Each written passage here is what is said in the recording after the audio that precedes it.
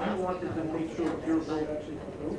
Do you have that location, Anthony? Because in history, like you can see, like what Really want to put something out. It's in the website. It is, I can't remember, I Googled it. New Jersey. Please hold. My sister still. Ready? Ready to go?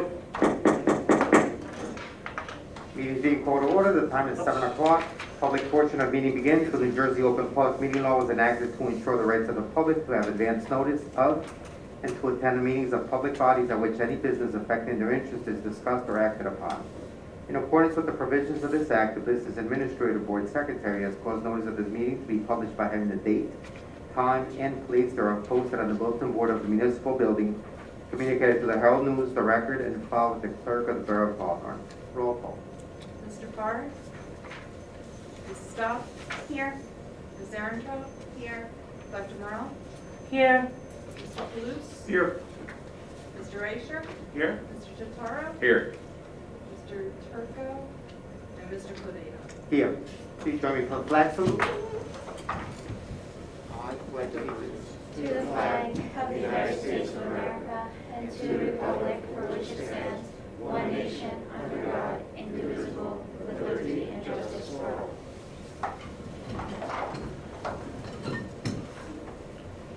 Meeting regulations. During each regular meeting, 2 opportunities are provided for citizens to ask questions and to make comments. During the first opportunity, early on the agenda, the meeting is open to the public for the purpose of addressing items listed for approval on this agenda only. The second opportunity occurs just prior to adjournment, when citizens may address any subject matter that is pertinent to and or directly related to the operation of the school district. Persons wishing to speak must, upon being recognized, rise, state their name, address, and subject matter. Comments and questions shall be addressed to the board president or the presiding officer and shall be limited to 5 minutes per person. The board may or may not respond to issues raised by members of the public at the time they are raised, but will provide a response if and when appropriate. The board asks that members of the public be courteous and mindful of the rights of other individuals when speaking. Please note that the board will not respond to comments regarding students or board employees in light of the privacy rights held by those individuals. Moreover, the board discourages comments about such individuals and will not be responsible for such comments. Members of the public who choose to speak during this public session should carefully consider their comments, since they could be held personally liable for any statements they make. Finally, please note that in accordance with the district policy, the board will not officially comment or respond to any matter mentioned unless it can confirm that the matter has first been brought to the attention of the appropriate school personnel in an attempt to resolve the issue. Public be heard, agenda items only. Seeing no one, we'll move on with the agenda. Entertain a motion for the approval of minutes for October 19, 2021, our regular meeting for both public and private. Motion. Second. Second by Mr. Palouse. Any discussion? Roll call. Ms. Aronto? Yes.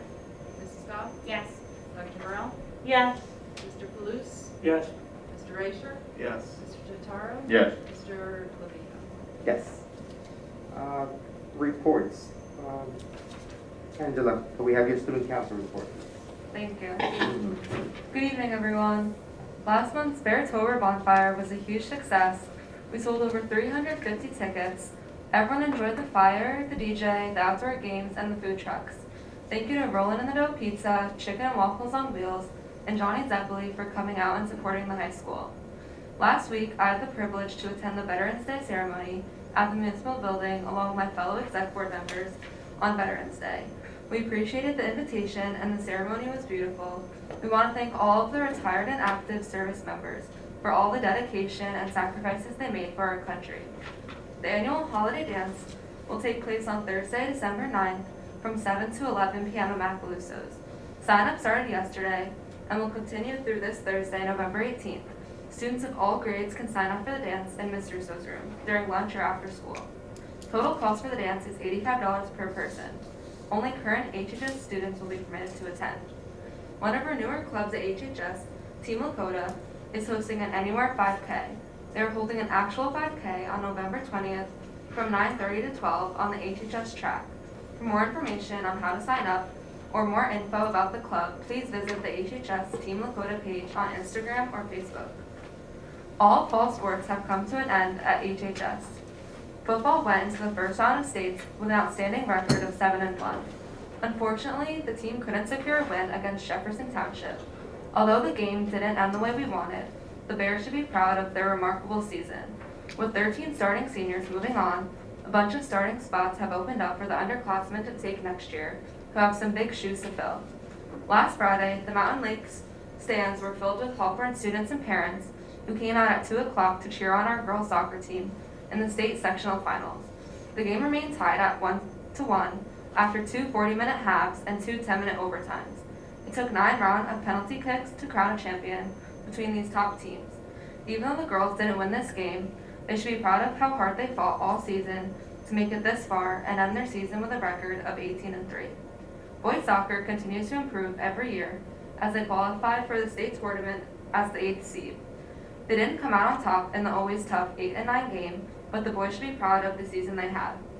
Volleyball ended their season with a record over 500, qualifying them for the state tournament. Although they didn't make it far in the tournament, the team was able to pull some upsets against higher-seeded teams throughout the year, which was impressive. Although tennis didn't record many wins, they should still be proud of the season they had, since in September the program only started out with 1 player. They were able to gain interest and teach girls the sport from the basics. They look to continue to expand their program next year. Congratulations to all the fall sports athletes who put in their time and dedication to the sport they love, and good luck to all the athletes competing in the upcoming winter season. The Fall Sports Awards will take place on Monday, November 22nd at 7 o'clock in the auditorium. Spotlight November library events include the following. This month, the Library Media Center displays books and activities highlighting 2 national events, Native American Heritage Month and Military Families Appreciation Month. The mobile pop-up library visited the Lakota Project Club meeting to offer students a look at a strong collection of books highlighting Native American culture. Also, the main hallway bulletin board was redone to post information about Native Americans. In addition to the book display highlighting military life, the November raffle of a Starbucks gift card is open to HHS students who have had a family member in the military. This raffle has brought many students into the library, opened discussions about their families, and introduced students to a large selection of information and books on the subject. Lunchtime in the library remains a highly social and engaging time for our students. In addition to the usual interactive activities, such as chess, Jenga, board games, video games, and jigsaw puzzles, this month the feature activities are knitting and painting. Students are using a loom to knit baby hats that will be donated to the Lighthouse Pregnancy Center in town. They are also creating Thanksgiving-themed paintings based on a YouTube tutorial. Library Media Specialist Mrs. DiGeronimo has provided her teachers with lesson plans focused on Native American history and on Veterans Day. She also recently attended webinars on collection, wedding, and library renovation. That's all I have to report for November. Thank you very much. Frigo, floor is yours. Yes, thank you very much. A number of things to report on, some that I'll piggyback on Angela's comments as well. I want to start with just our Governor Educator of the Year program for this year. I want to thank everyone who nominated a teacher or education service professional for the Governor Educator of the Year program this year. I always look forward to reading these nominations, these wonderful nominations of our well-deserving teachers in our district. We will go through that process. We've received the nominations. We will now begin to review the nominations, and we look forward to, as always, recognizing our Governor Educators of the Year at our board meeting later in the spring of 2022. So again, thanks for everybody who submitted a nomination. I also want to congratulate all of our fall sports teams, our coaches, and our student athletes on a very successful season. As Angela mentioned, we had some difficult losses this year, but at the end of the day, I agree 100% with what Angela said. You know, I hope that when the dust settles, that you have a chance to reflect on all the success that we had this fall. We had a lot of success, and we had a number of teams who went far into the state tournament. And like I said, unfortunately, you know, some of those games didn't end the way we wanted them to, but at the end of the day, we're proud of the way that they performed. We're proud of the way that they always represent our schools, our high school and our school district. And I just want to congratulate all of our coaches and student athletes on a great fall season. And of course, we look forward to the beginning of our winter season, which begins next week with some basketball tryouts, and we'll start practices of bowling and other sporting events. So good luck to our student athletes in the winter. I want to share the results of each year we participate in something called the Patriots Pen Essay Contest, and this is from shared with me by Mrs. Denise. And I'll just read what she shared. Each year, the VFW sponsors this competition, which gives the students an opportunity to write essays expressing their views on an annual patriotic theme. This year's theme for students in grades 6 through 8 was How Can I Be a Good American? And the theme for grades 9 through 12 was America, Where Do We Go From Here? Students at the high school level write their essay and then record their essay and submit it. The VFW will hold a spring ceremony at the Hawthorne Library honoring the winning students. And hopefully this year they'll be able to do it in person. Last year they weren't able to because of COVID. The winning students do receive monetary prizes for winning or for being recognized. And Mrs. Denise wanted me to share the winners. And at the high school, our Voice of Democracy winner is Estelle Barbieri. Congratulations, Estelle. At Lincoln Middle School, our Patriots Pen Essay Contest results are: first place, Lola Villarreal. Congratulations, Lola. Second place, Jordan Soma. Third place, Madeline Murphy. And honorable mention, Emma Ola and Olivia Pizarro. So congratulations to all of our winners. And again, there hopefully we'll have an in-person ceremony at the library in the spring. And they will hear about that in the coming months, I guess, when they schedule the ceremony. A couple other quick announcements. Clubs at the high school and the middle school tonight. We're excited to be approving some new clubs at both the high school and the middle school. This is something new that we're adding some new clubs this year. We're excited to be adding new opportunities for our students at both Lincoln Middle School and Hawthorne High School. I think there will be others to come. Basically, so the board is aware of the process. The teachers submit proposals to the building administrators. The building administrator review those proposals and make recommendations to me. And I, obviously I shared with you the proposals that were sent. And again, we're excited to be offering a chess club, a crafting club, and a social studies club. You will notice on the agenda one was removed. There was a fourth one that was removed because the person who was going to be teaching the club is now coaching basketball, so he wasn't able to do both. So he asked us to rescind that approval. So that will not be approved tonight, that fourth club. But again, I expect that there will be others as we go forward. We're not going to, obviously some of them will only be as you see even tonight. One of them is only like it's a half club. They're going to do a half a year, 10 meetings as opposed to 20, just to see how it goes for the first year. But we're excited just to have additional opportunities for the kids at Lincoln Middle School and Hawthorne High School. So obviously I'll share if any additional clubs are going to be approved in the future. I want to thank Ms. Weger and Dr. Trebona for our parent workshop series, our fall and winter parent workshop series. We already held one of our one workshop, which was on November 11th at Hawthorne High School in the auditorium. And that was navigating parenting post-quarantine. Ashley Lipscomb and Brittany Spatz were the presenters and did a wonderful job in that parent night. So we have two others coming up, one on December 1st and one on January 20th. So just look for, there's a flyer that is available on our website, and we encourage you to take part of these parent workshops. It's a great opportunity to get involved and to gain some important knowledge about these important topics. The one in December is called Self-Care for Parents, and there's another one in January called Suicide Gatekeeper Training, presented by Fidelity Consulting. So look forward to those additional nights, and I want to thank again Ms. Weger and Dr. Trebona for organizing those events. Referendum update. I want to just share that our elementary classrooms, after a long wait, we're just about complete. Some final punch list items to be completed. It's media centers, art rooms, and music rooms in our elementary schools. They all look amazing, and we're truly happy that our students will get to enjoy these newly renovated spaces for many years to come. Unfortunately, we experienced delays this year with just items being delivered. And, you know, a lot of it was related to challenges kind of post-COVID, things being delivered. And so we're almost there, but we're excited about these new rooms, and I know the students are excited as well.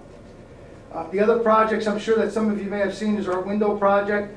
Our window installation is just about completed at Hawthorne High School and has begun at Jefferson School.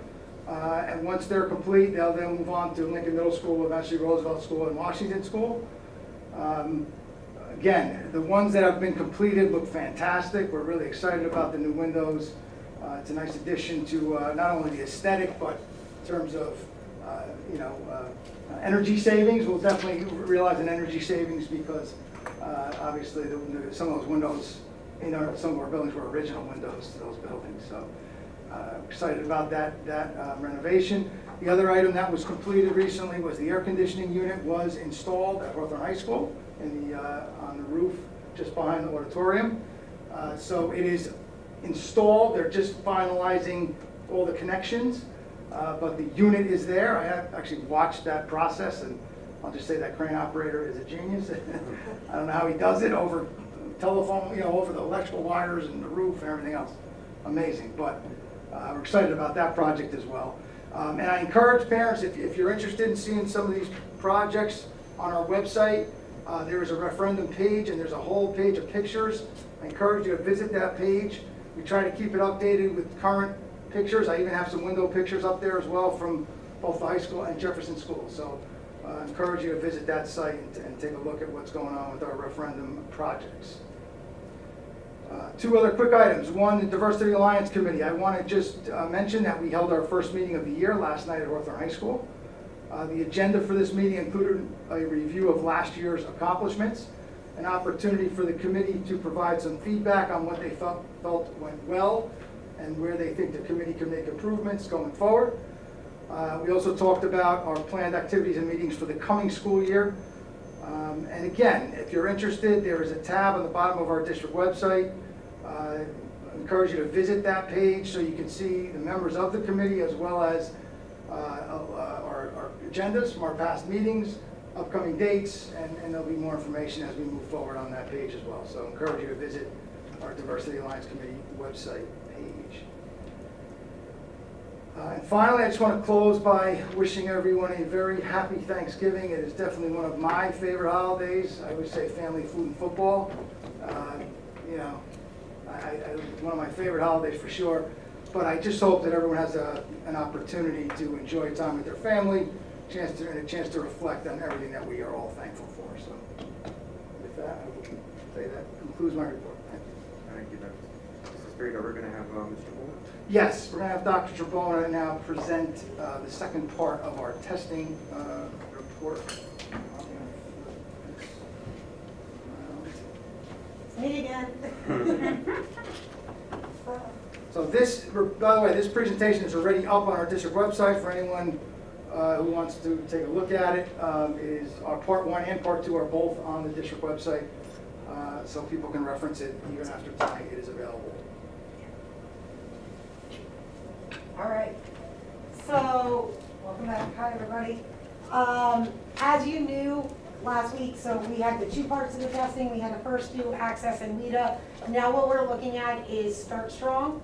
And if you recall, for those of you who have been on the board, this is the normal time of year that we're doing our testing report, where we're really looking at our growth, looking at where we've come from the previous school year and what our goals are setting. This is a little different, so I want to take you through just a couple of points. First off, remember that the state, the NJDOE, waived testing for both the 2021 school year and the 1920 school year. So what that meant was they totally said that we did not have to partake in the New Jersey Student Learning Assessments, which were formerly known as PARC. With that, they did say that the federal requirement was that all districts had to partake in Start Strong this fall. Now, what's a little different is the Start Strong had a particular focus. First of all, it was to produce information that was aligned to the standards, but what you need to realize is if I'm in 4th grade, I was taking a test aligned to the 3rd grade standards because I wanted to see where my mastery was then and where my deficits are coming in, because they knew that the deficits were going to be a little larger this year. It was meant to be administered quickly and efficiently, as not to block out weeks of time for testing like you do in the spring sometimes. So what was nice were these tests were able to be administered in one single class period. We really didn't even have to adjust the scheduling too much at the high school level or the elementary. Students were given about 45 minutes to an hour to take these tests online. And what it did was it made the federal flexibility that we did to meet our federal requirement from the federal government for partaking in testing. This met that requirement, but didn't strap us to having to give tests last spring, coming off of the pandemic, off of 2 years. But we do have to federally report it and post it like we're doing tonight. It was not intended to replace what we do locally. When you hear me talk about our STAR benchmarks, our IXL benchmarks, our normal student tests. So nothing to replace that. It was completely data gathering. And a big misconception is it's not intended to replace the 2022 or this spring's testing. We are going back to our normal testing schedule, which is out, and our buildings right now are ready to go with that and starting to set up their individualized schedules. Two things I want to highlight here, which I did. First of all, it was very brief. It was a 45 to 60 minute time frame. It was for our 4th through 12th graders. In ELA, it was 4th through 10. Math, it's 4th through 8, and then course-based. But we did have to do grade 6, grade 9, and grade 12, which aligned to when we normally take science in 5, 8, and 11. What I really wanted to focus on is this. The purpose of this, like I said, was to identify where our particular gaps were. So when I present this data, it's not going to be as glorious as normal, and we're not going to be looking at these large growth trends, and we're not going to be praising. But what we're going to do is we're going to dig into deeper and look, where are our kids struggling from March 2020 to September of 2021, and what are we going to do now, or what have we done and set up in place? So that's my disclaimer of this is a little dull compared to normal. District-wide data. If you look at this, this is taking every student who took it. We look at ELA, math, and science. If you just remember these colors, light purple means that strong support is needed. So those are your most at-risk students. Middle purple, if you want to call it, means some support is needed. You know, there are some areas they struggled, some they didn't. And then dark purple is less support. So if you see overall district-wide, we're doing pretty well in ELA, which is a normal trend that we see.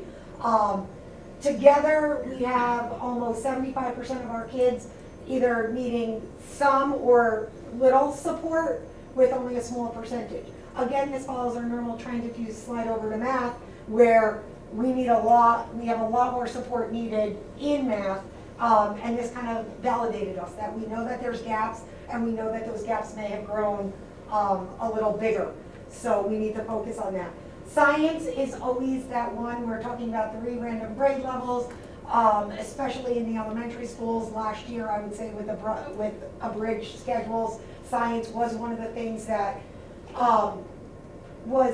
was tailored down a little bit. I don't want to say it was eliminated, but if we had to give, there was a lot more independent work given in science and asynchronous work, where when the teachers were with the students, they were really focusing on the language arts and the math.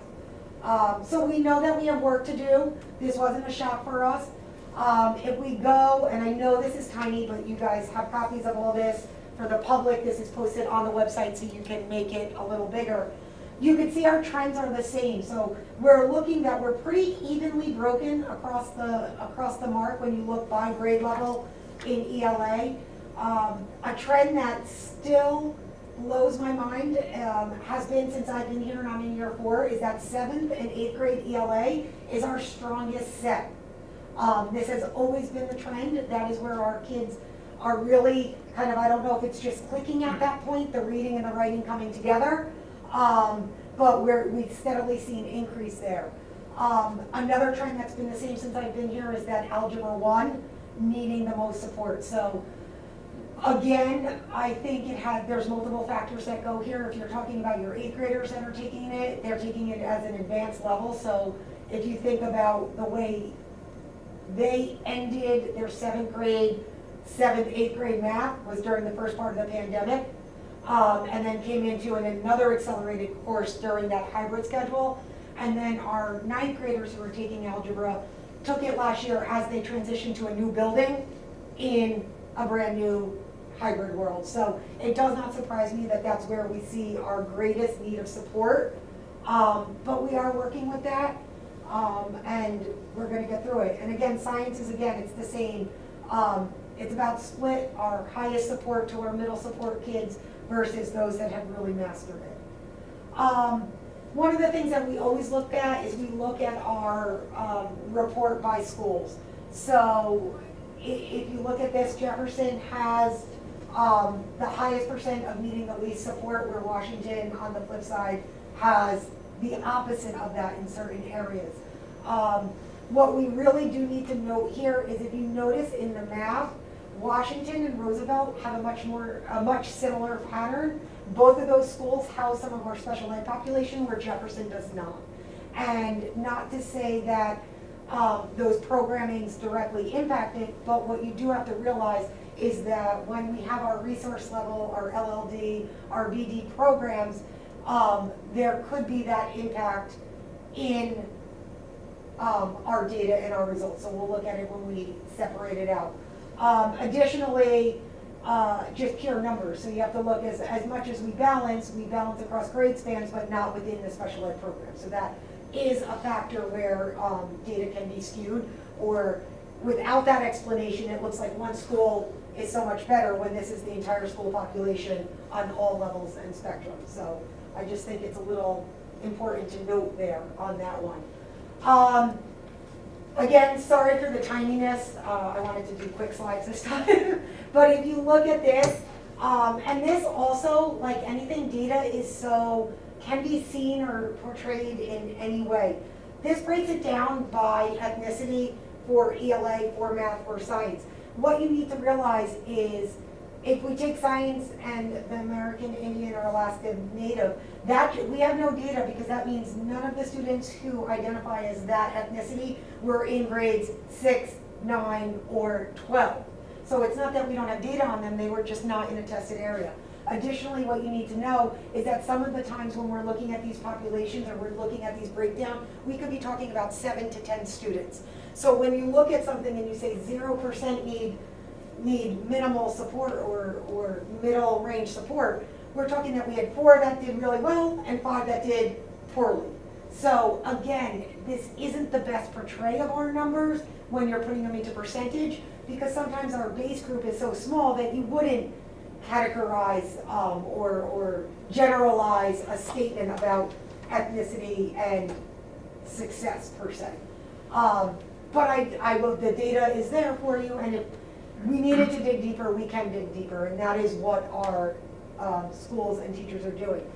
Again, this is one of the things that I think is really important. What is our success rate for those students that are in an IEP plan and mainstream to take the Parker NJSLA, and those that are 504 and they have certain accommodations and modifications? That trend somewhat follows our similar trend. It is shifted a little bit to the right, meaning that we have more support needed in some of those areas, less being able to identify it as strong or little support needed on their own. But that kind of goes with human nature, as they're getting back into what did our modifications and supports look like when we were in the hybrid world, and how do we then come back into those supports now that we're back in a mainstream world.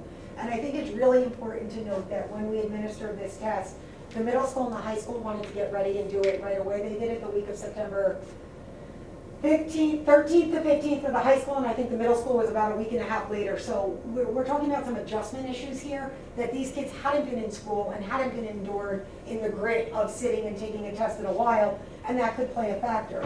At the same time, the teachers wanted to get the data so then they can turn around and inform their instruction. So to say there was a good or bad time to give it, there really isn't, but I think that plays a role into some of these things. And again, This makes sense to us. Our current ELL students, those that are slated to take the ELA portion of the test, they're going to struggle with it. They're going to need a lot of support in this area. Note that not all of our English language learners take the ELA portion of the test. It depends on when they entered into the country and how long they've been in the program.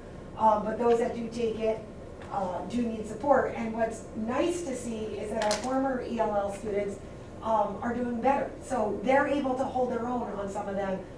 So the supports that we put there are there.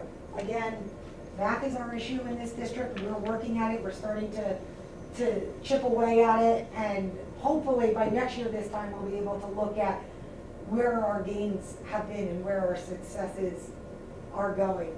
And finally, I think it's important to note some other demographics, which is our economically disadvantaged versus our non-economically disadvantaged versus our homeless. I know this year in our McKinney-Vento reporting, we have a large number of identified homeless students, larger than we had in the past. And if you think about that, there's a couple of things you need to realize. Some of the data here has the same students represented in multiple categories. So we may have been looking at an Alaska Native who was one of the 9 students who did poorly. Now he's also, or she is one that was in an IEP in a small population that happens to be homeless. And I'm not saying that's always the case, but we're looking at some of the same students, so it's not independent. This is very entwined data that when you pull it apart isn't 100% accurate. It doesn't tell the actual story.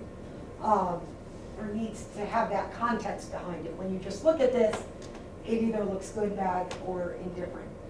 This is the biggest piece. This is the heart of what we need to do and what we have been doing. As you know, one of our main interventions for English language arts at the elementary level is twofold. It was bringing our 6 multi-reading instructors out of the classroom and having them assess for early intervention in literacy and phonemic awareness. They assessed all students K through 3 in 2 levels, in an Orton-Gillingham test as well as a Dibbles test, identified, and now they're servicing over 110 students across 3 buildings in grades 1, 2, and 3, 2 to 3 times a week in small group 2 to 3 setting for intensive reading support. Additionally, we increased our BSI teachers, so we doubled the amount of BSI teachers in each of the buildings to provide both a push-in support and a pull-out support. The important part here is the push-in support. Each grade level teacher has 7 periods a week of having a team teacher in the room to break down the teaching. So you're decreasing that ratio of from 1 to 22 to 1 to 11. So they're able to really break out into smaller group and dive deeper. And then some of those classrooms that are in our special ed buildings, you now take that down a third, and you're almost at a 1 to 6 ratio in some of these classrooms, 1 to 7 ratio, and you're really starting to target. Also, in addition to the 7 periods of push-in, they have a whole pull-out schedule, which we're just starting to implement after the first marking period, where for ELA, we take our multi-sensory kids and put them in one set, and then we hit the next set of neediest kids, and we're able to give them, again, anywhere from 80 to 120 minutes a week of pull-out intensive support to get them caught up to pace. In the middle school and the high school, we really rely on our universal screener data. We went standards-based grading in our language arts lab, which allowed us to really hone in on what skills are lacking. So we use this data from the Start Strong. We say, here's what the skills that's lacking, and now how do we do that? And the students are also doing their data portfolios so that they can self-track and self-see their own growth. We added the study skills. We are bringing back Gravity Goldberg's group for some structured PD and balanced literacy and coaching sessions, and we were able at the middle school to add that academic coordinator position, who has really been the liaison between the data, my office, the building administration, and the actual teachers, which was huge. And I think the supervisors have played a huge role in this part as well, as really helping and guiding the teachers into what to use and what not to use. In math, again, a lot of our work, K-12, we worked with Nancy Schultz of Conquer Mathematics to develop pacing guides based on prerequisite skills and lost learning. And one of the hardest things right now for the teachers to understand is this concept of mastery versus exposure. So we're at a time right now where they say it's going to take anywhere from 3 to 5 years to recover learning-wise or educationally from the COVID-19 pandemic, as it was when we came back September 2021. We know that it's still going on in some aspects, so that 3 to 5 year gap is only going to increase for a while. What we're trying to enhance with the teachers is that it is more important right now for these grade level concepts to be exposed. Not every kid is going to master it, and if we wait for kids to master it, that gap is only going to get bigger and bigger and bigger because the days just go by. So some of our phenomenal teachers are having trouble understanding that. They're so used to getting their kids to succeed and move forward, and we're saying it's okay. And that's a learning curve for our teachers as well, but we have a lot of support there. Again, we're sending our teachers in that cohort model to Conquer Math. We have increased instructional minutes for pull-out support, so that is both with the program and the way that we used to only do 60 minutes of math, and I think something on the ends of 130 to 150 minutes of ELA. We shifted to have a little more of a balance, so that was an increase on that, and we are going back in January to our teacher on call, which we had a huge success with last year. Again, similarly, the same sets of things. We're working on PD, we're working on our academic coordinator, and we're working on having the teachers really just dig apart the data and understand the kids. Once we get to that, that's where we're going to see it. So we know that there's a lot of work. The teachers know that there's a lot of work. It's a learning curve for them. It's a learning curve for the administration. It's a learning curve for the parents.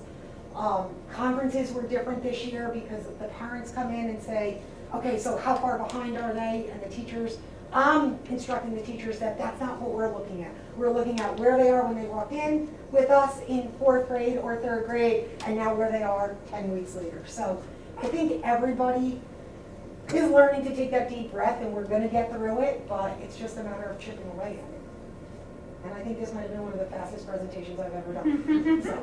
You're trying to make up for it. I am. I make up for all the other ones. I told you, Tina, it would be quick. So, do you guys have it? I have a question, Dr. Giovanna. This is lovely, and you know we are not the only ones that are going through this. Correct. What is the state proposing that they will do? Are they going to adjust curricula? Are they going to adjust their expectations? Because I think 3 to 5 years is being Kind. silly. I mean, it's a decade we're looking at. So, I mean, are they going to take this data and then use it to adjust their own documentation as well? So I don't know that offhand. What I do know, and I can speak a little bit to, is a couple of shifts. Number one, we have our normal shift right now with, we know what the class of 2022's graduation requirement is. There is that document out there saying what the class of 2023 through, I believe, 2025 is, which is that next chunk. Beyond that, they haven't even looked at that. One of the shifts is that they're shifting for the graduation requirement. There's a new test this year called the NJGPA, which is the New Jersey Graduation Proficiency Assessment, which is going to be offered a one-time shot to juniors. So we're going back to, if you remember the days of the HESPA model, where you work in your math courses, you work in your ELA courses, and you have a summative assessment in 11th grade. From what I hear and what I've seen is that that has a little bit of a shift because it's more of a general rather than a really targeted, like specific. It's looking more at those thinking skills and application skills to things rather than the targeted, this is a geometry and a geometry based. But at the same time, there is going to be a cut score and there are going to be performance levels. I do know that the science assessment is changing, and what they're doing right now is they're seeking input and people on the committees to go out and be part of what are the questions going to look like, what are our score bands going to look like, and how are we going to test. So my thought is if we're in the cycle of the science, we're not far behind of the cycle of the new GPA test and what that revision is going to be. So I feel like once they roll that out, we'll have more answers going. But at the expense of the students, I do think that they're just going to have to go through the motions and see what the cut scores and the grades are gonna be for a couple of years. And that's where I think we, as a district and local educators, have to really make sure that we instill what is the value of this assessment versus our universal screeners, which there are adjustments being made to, and our internal benchmarks, and use multiple data sources to really make these decisions. Yeah, Thank you. No problem. and that's my guess. Thank you, Dr. Tribona, for the information provided. I have mixed feelings about the results. My mixed feelings are the value of the Start Strong results in itself and some of the concerns that are raised about it. That's the one part. But then the other part is, it is still another data point that reflects our students are not performing at the levels that we want. And that is a continuation from previous past reports on how our students are performing on our statewide assessments.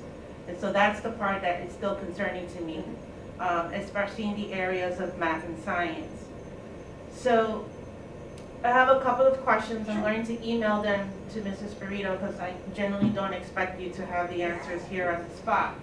But these are the type of questions that were ruminating in my head as I reviewed this. So I'll say it out loud for the public to hear, and I'll follow up with an email, and Mrs. Burrito, you and the administration can see fit how to respond, whether it's to us as a board, to a possible report, to a presentation. I don't know what that looks like. Of course, I'll defer that decision to you. But here are some questions that came to mind. What are the longitudinal data reports or trends we have specifically in math?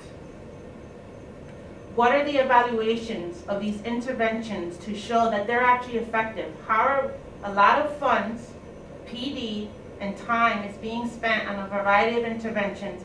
How is the district evaluating that these interventions are actually effective to what their intention are to be? Can you please explain the role of the principals in analyzing data and supporting instruction and leaders and teachers? How are our principals performing in their tasks as instructional leaders? What is our math series? How long have we had this program?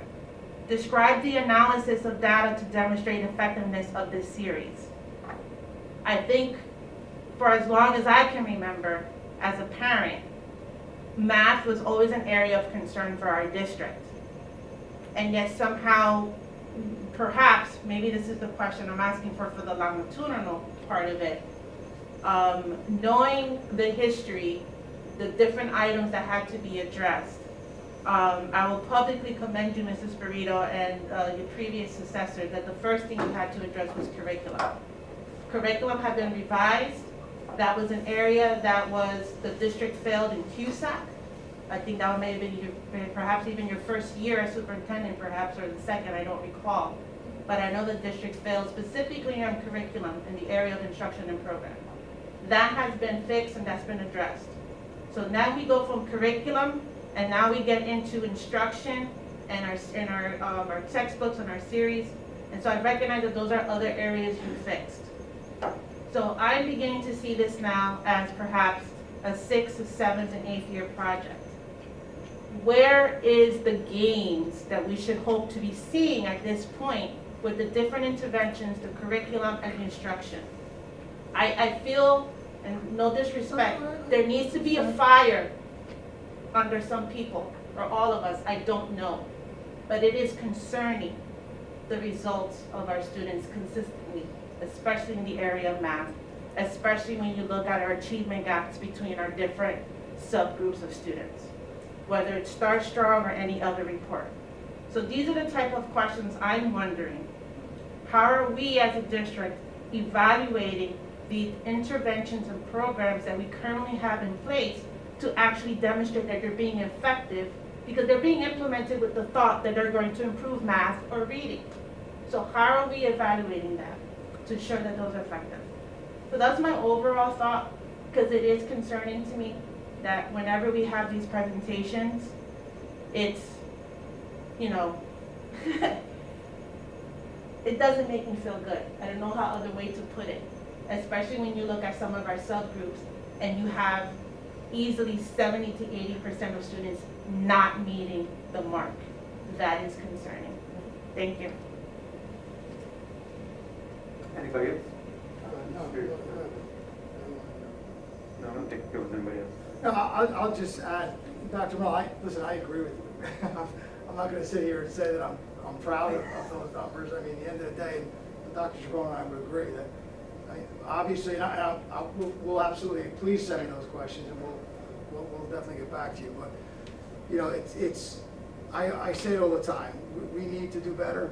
I'm not gonna sit here and say I'm excited about those numbers, especially in the area of math. And it's something we have to continue to try to, figure out what is it that, where are we not connecting, right? Like you said, we rewrote curriculum, we've added a new series, where are we missing that connection? And that's what we have to figure out, but I appreciate your comments, thank you.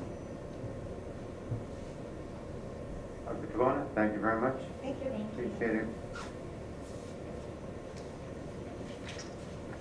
All right, moving on with the agenda.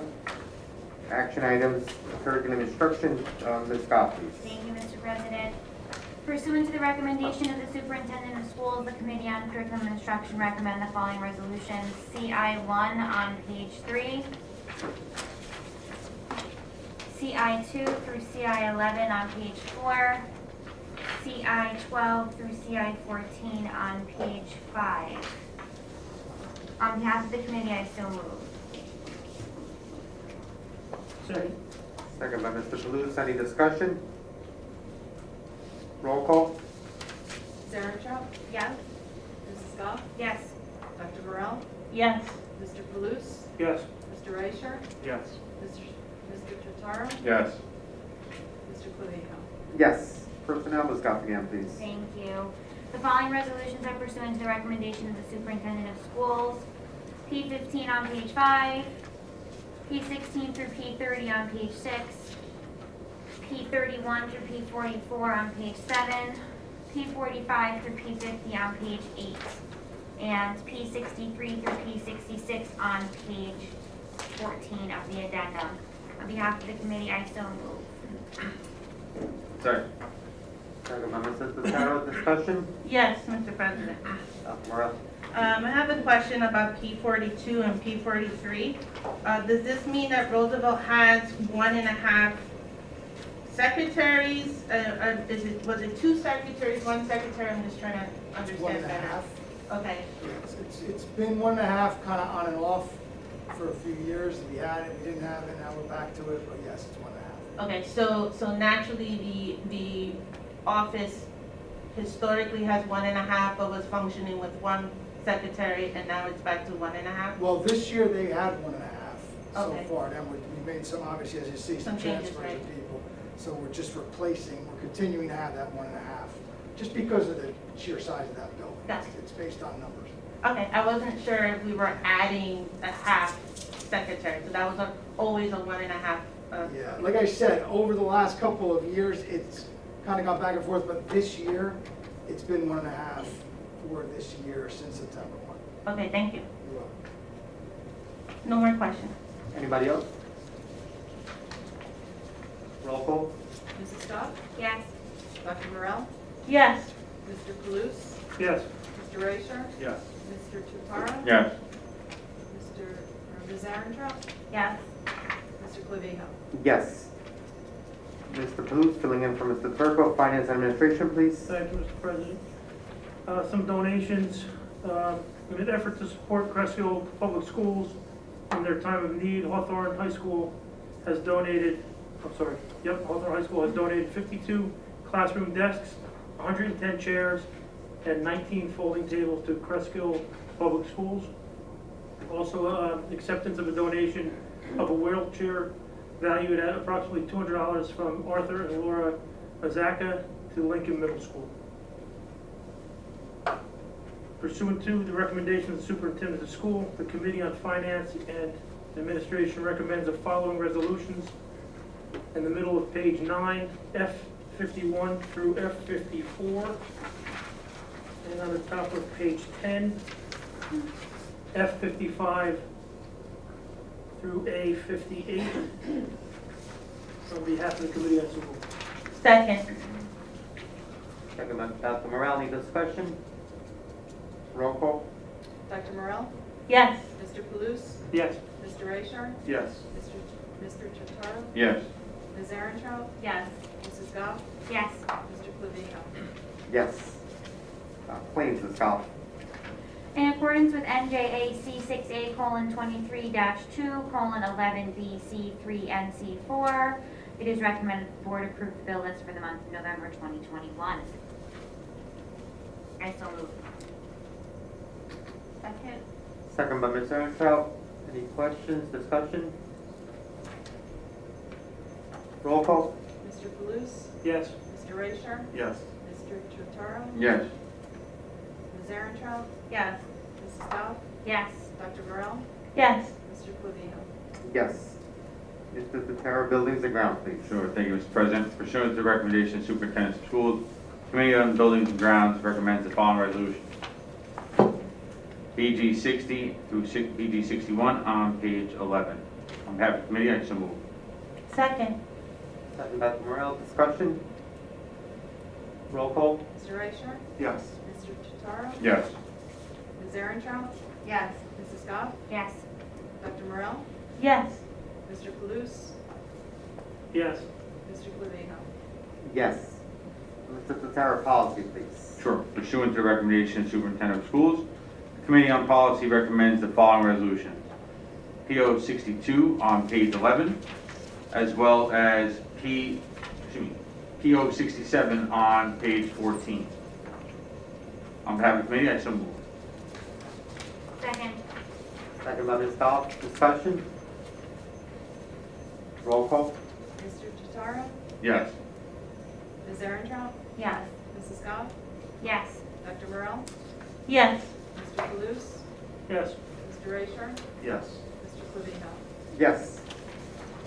Thank you. Moving on to committee liaison reports. Mr. Carr is not here. So nothing on legislative. State County School Board Association, the next meeting is December 13th. I will email the link for registration over to the group. Ms. Goff, do you have anything for NJSBA and also curriculum instruction, please? I have nothing for NJSBA. Well, I do know that several of our members attended some of the virtual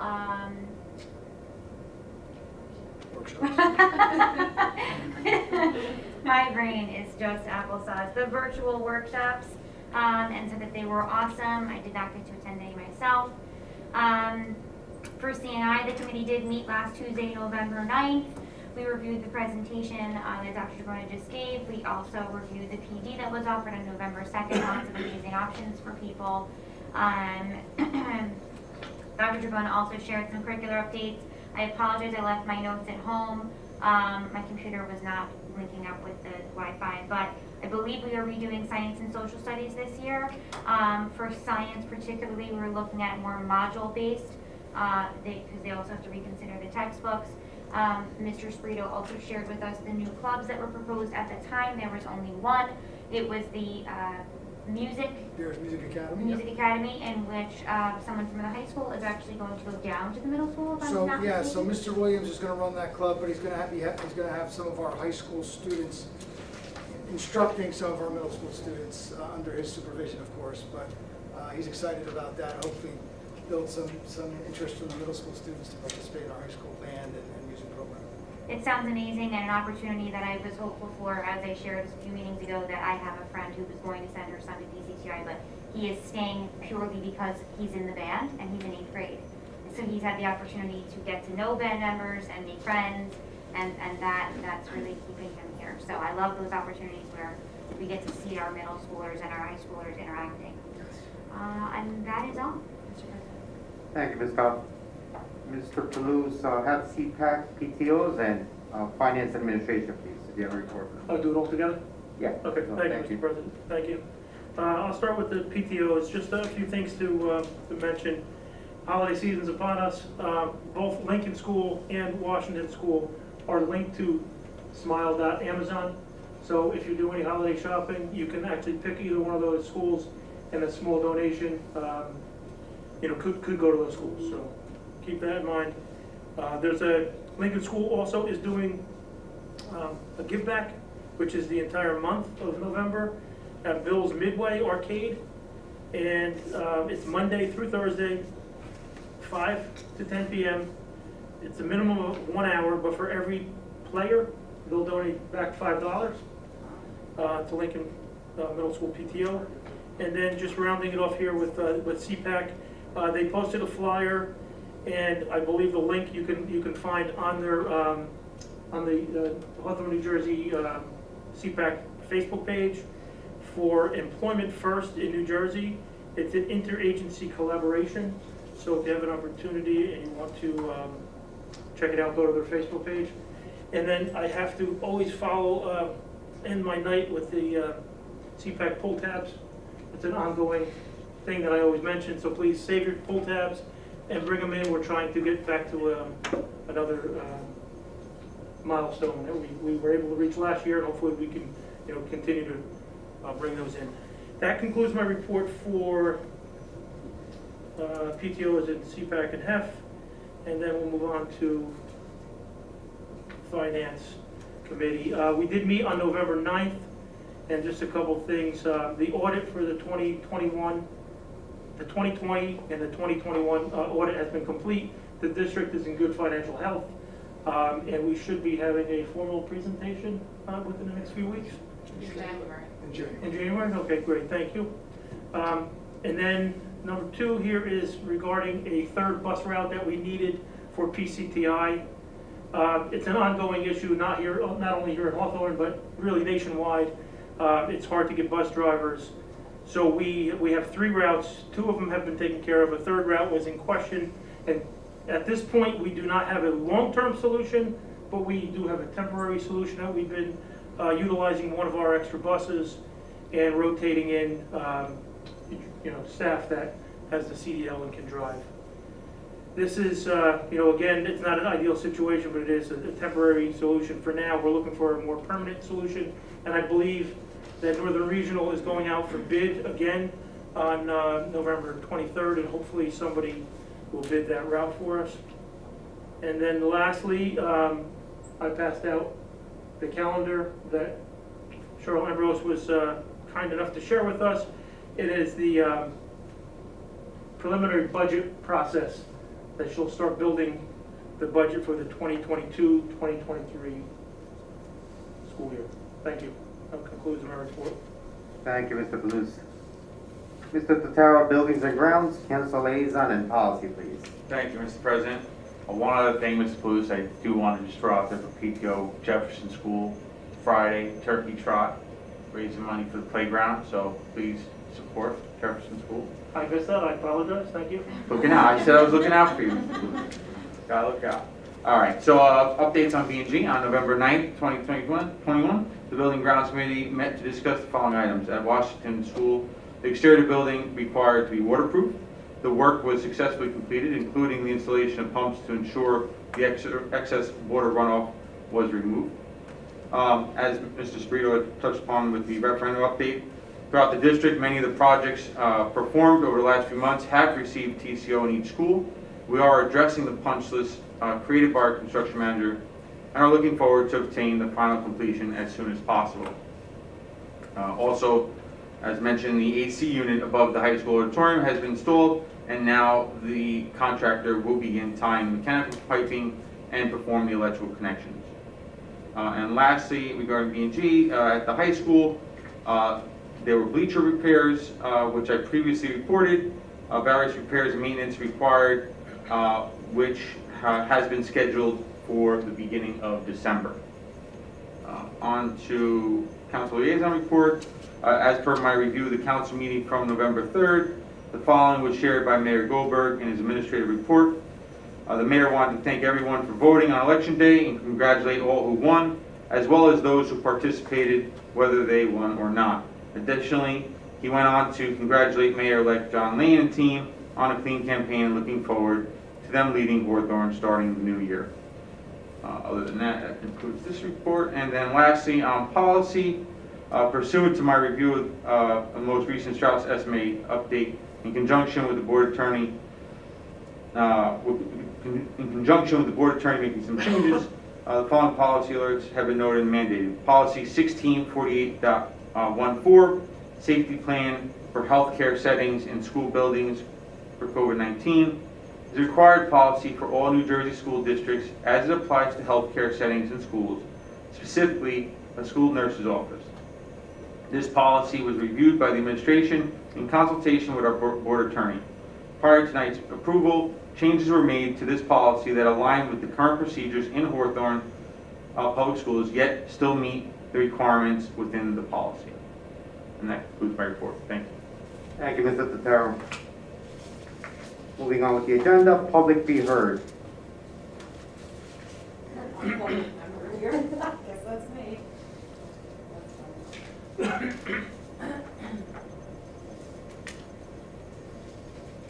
Hi. Hello. If you could give us your name and address and sign in, please. There's No, just name and address. there's nothing to sign. That's okay. Oh, gotcha. Thank you. Erica Mulkey Colson, 236 Lafayette at Hawthorne. I can sign after. if you want. That's okay, no worries. Yeah, go ahead. So I just saw on here that Miss Gwen is retiring. She was at Roosevelt when I was at Roosevelt. She's an amazing custodian. It doesn't say how many years, but I'm not gonna give away my age either, but it's been many years. She's like donated bears, she's sewn blankets for people in need. She's been with this district for a long time. So I hope she has a wonderful retirement, but I'm sad to see she's here on the retirement list. I also see field trips on the list, which is awesome. Does that mean all schools, whoever applies, or not, or am I pushing it? No, I mean, they are selectively, and some places aren't accepting Right, students. no, right, they're still So closed. we're kind of doing it selectively. Okay. Places that will accept and we feel are, Brings a little bit of hope, yes. normalcy. We're trying as much as we can to get back to Good. as much Awesome. normal activities as possible. Terrific. I'm happy to hear that. As far as the social emotional, and I saw the presentation that was given 2 weeks ago about the new learning standards and health and how we're helping our students due to the pandemic. I was wondering if assigned seating at lunchtime in the elementary schools was new because of the pandemic, or if that had some, and you don't have to answer tonight. Yeah, no, If that's something, because it makes sense, if they're sitting next to a student and, knock on wood, one student gets sick, then you can contact trace a lot easier. Right. I just know at the elementary age, to sit next to a friend and socialize in those 15-20 minutes of lunch helps a lot. If they're assigned seating in the beginning of the year and then they're forced to sit next to that kid every day, maybe it's not a friend or whatever, they're not really getting the socialization that they could be in a short free time kind of period. So I wasn't sure if that was just because of the pandemic, which would make sense. It is, yeah. I mean, that's the one time where really their masks are off. right? Exactly, and they're Without- close to each sitting other. without a mask, so we're trying to Okay. control, so we know, like you said, if someone does get sick, Yeah. it gives us an idea of who they're sitting next to. Okay, so hopefully as time goes on and things get better, Yeah, that can be lifted so the kids can That's sit all. by their friends. absolutely. Okay. The other thing I was wondering about is students aren't getting the mask breaks they were getting in the beginning of the pandemic when we were open, which we were open before really anybody else around us was, which was great. But the teachers were constantly, it's still happening in the high school, I mean elementary, taking the kids outside if they were doing a reading lesson or something easy where they didn't need a desk and a pen and a paper. However, I think we've all kind of let up a little bit, so kids aren't getting those breaks to go outside like they used to. I can only speak for my son. I asked a couple parents I knew and a couple moms on Facebook. Most of their kids are not going outside at all for a mask break, only at recess, so that's 15-20 minutes. Even during gym, I know Roosevelt has a lot of students, a lot of gym classes. So I guess what they did was they put a space in the gym that kids can go to take their mask off and have a break. But it would be nice, and I guess you could make this a rule, you have to take your students out once a week outside, but I'll bundle up my child, no problem, to get them out. I think wakes them up a little bit, fresh air, and also, again, they can socialize and sit with who they want.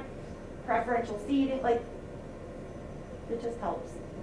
So I know like everyone's gotten a little bit lenient and we're 2 years into this and it's like, you know, a lot of work to get the kids outside to do a lesson, but I think it helps everybody and the teachers. So this is a big question.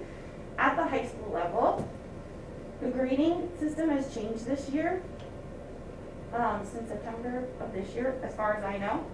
It's like 85% quizzes and tests, 15% homework and class participation.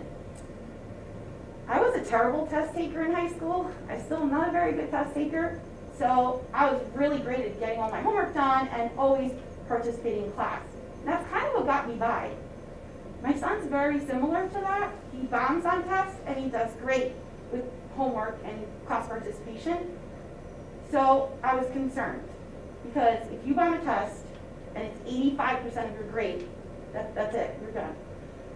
So sure enough, he was doing okay in the beginning of the school year, and then real time went down, which at no fault of anybody, Right. you know, it went out everywhere. And he had like A's. Real time comes up and he's failing 2 classes. I'm like, what the heck? It was only a week and a half. Like, how did this happen?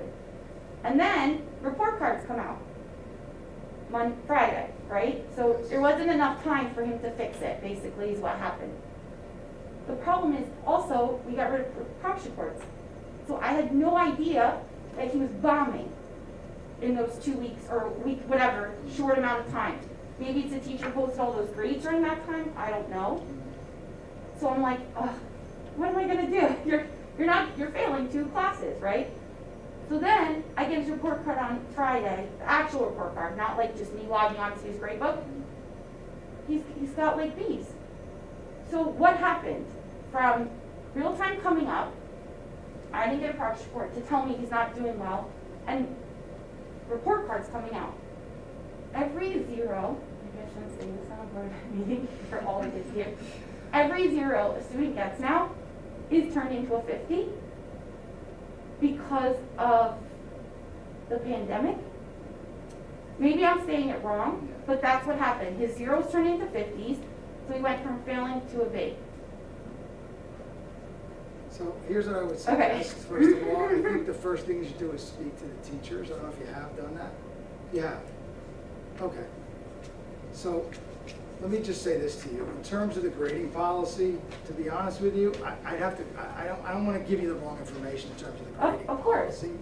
So I can absolutely get back to you on that. What I can share with you is that that is true what you just said about 0s becoming 50s. So basically what, and Dr. Sperling, correct me if I'm wrong on this, but my understanding is the way they handled the grading is that if students failed a particular assignment, a test, instead of giving them a 0 or a 20 or everything, the lowest they could get would be a 50. Right. Okay? Okay. I'm okay with that. Yeah, and that. I mean 0s for not doing anything. Well, so what happens That's what is, I meant. if there's a missing, it was translated to it starts off as a 0, so the kids know within the marking period, and at the end of the marking period, those 0s are put in as a 50, which is still 15 points below passing. Right. What it does is it mathematically makes no student after the first marking period, not have a mathematical chance to pass for the year. Because if some of these things mathematically were put in as 0s and kept as 0s and averages were put as a 20 or a 30, mathematically there would be no way for that student to pass that ever course. pass.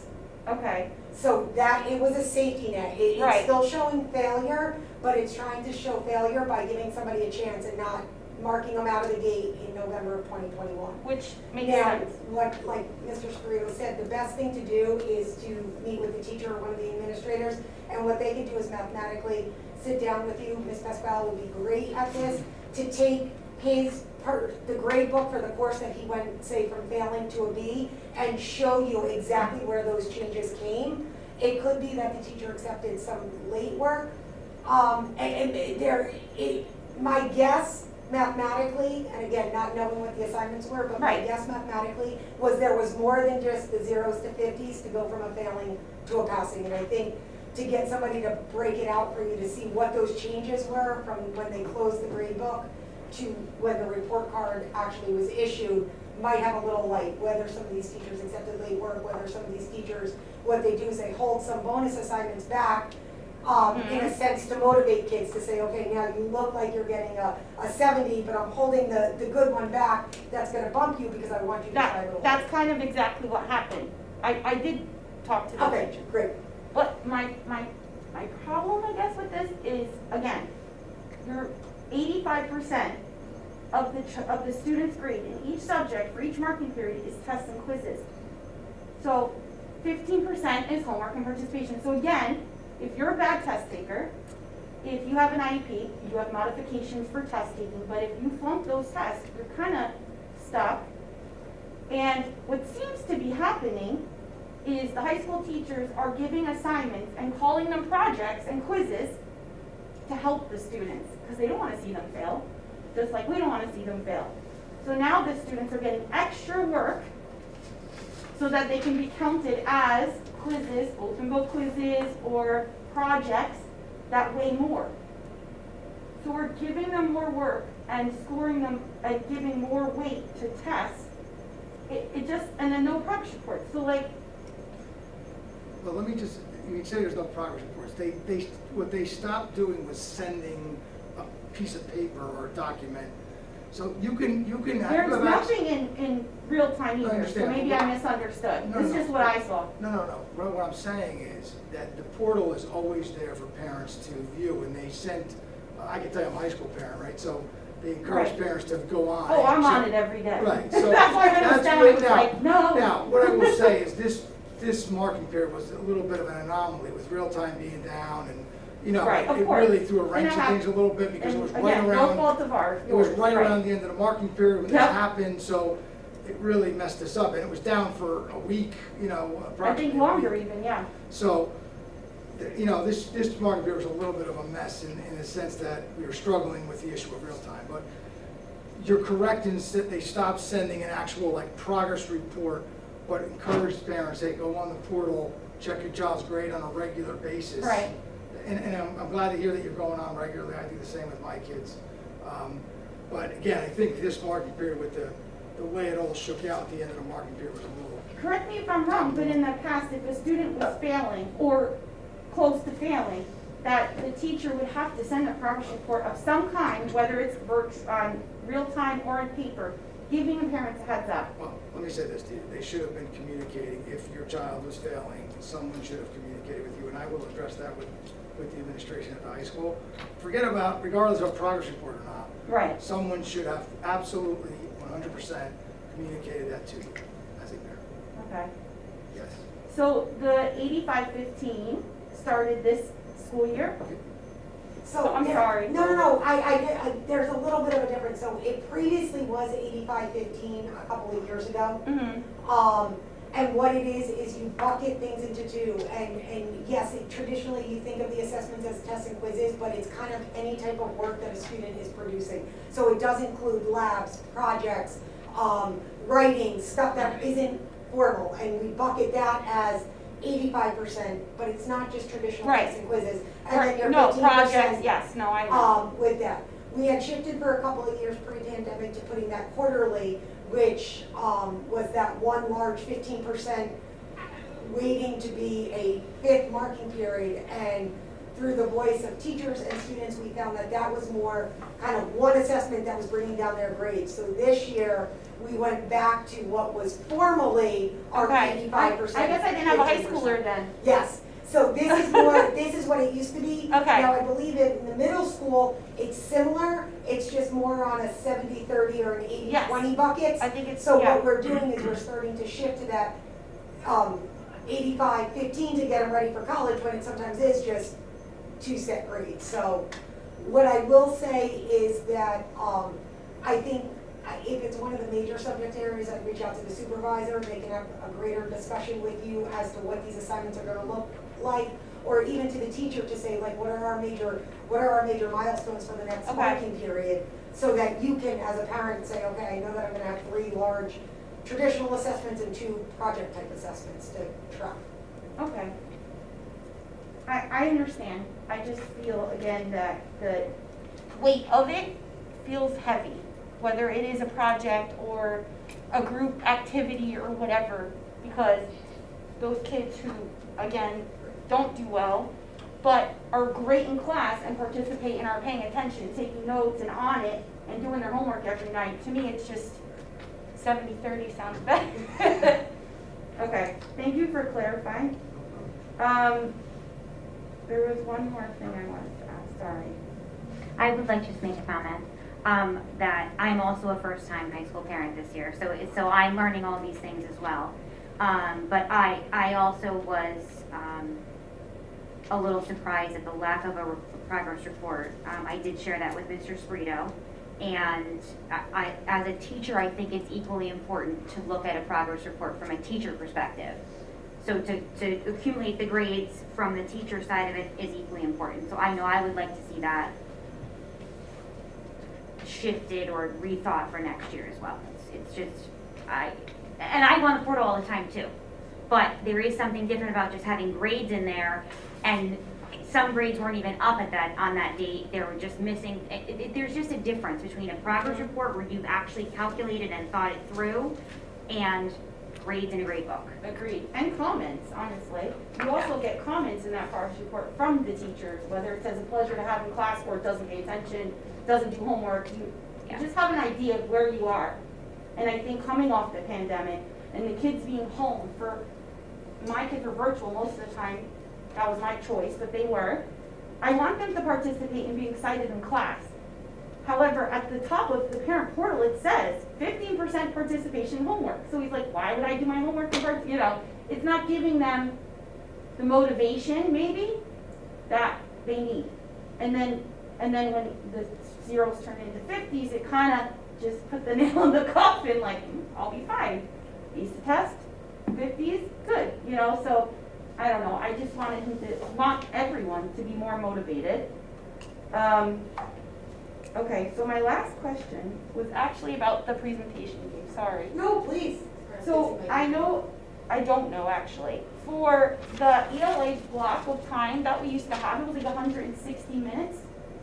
150. 150, sorry. No, that's okay. Is that the reason it's changed because of these test results?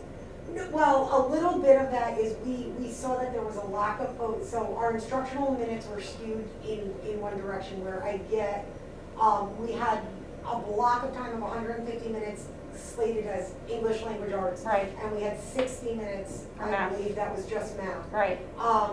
Explicitly, we did not have any explicit phonics instruction allocated towards minutes in the K-3, which is crucial. Yep. As well as that time, what we did was we built in flex time. So what we did was we shifted and we went to 80 or 90 minutes offhand of math.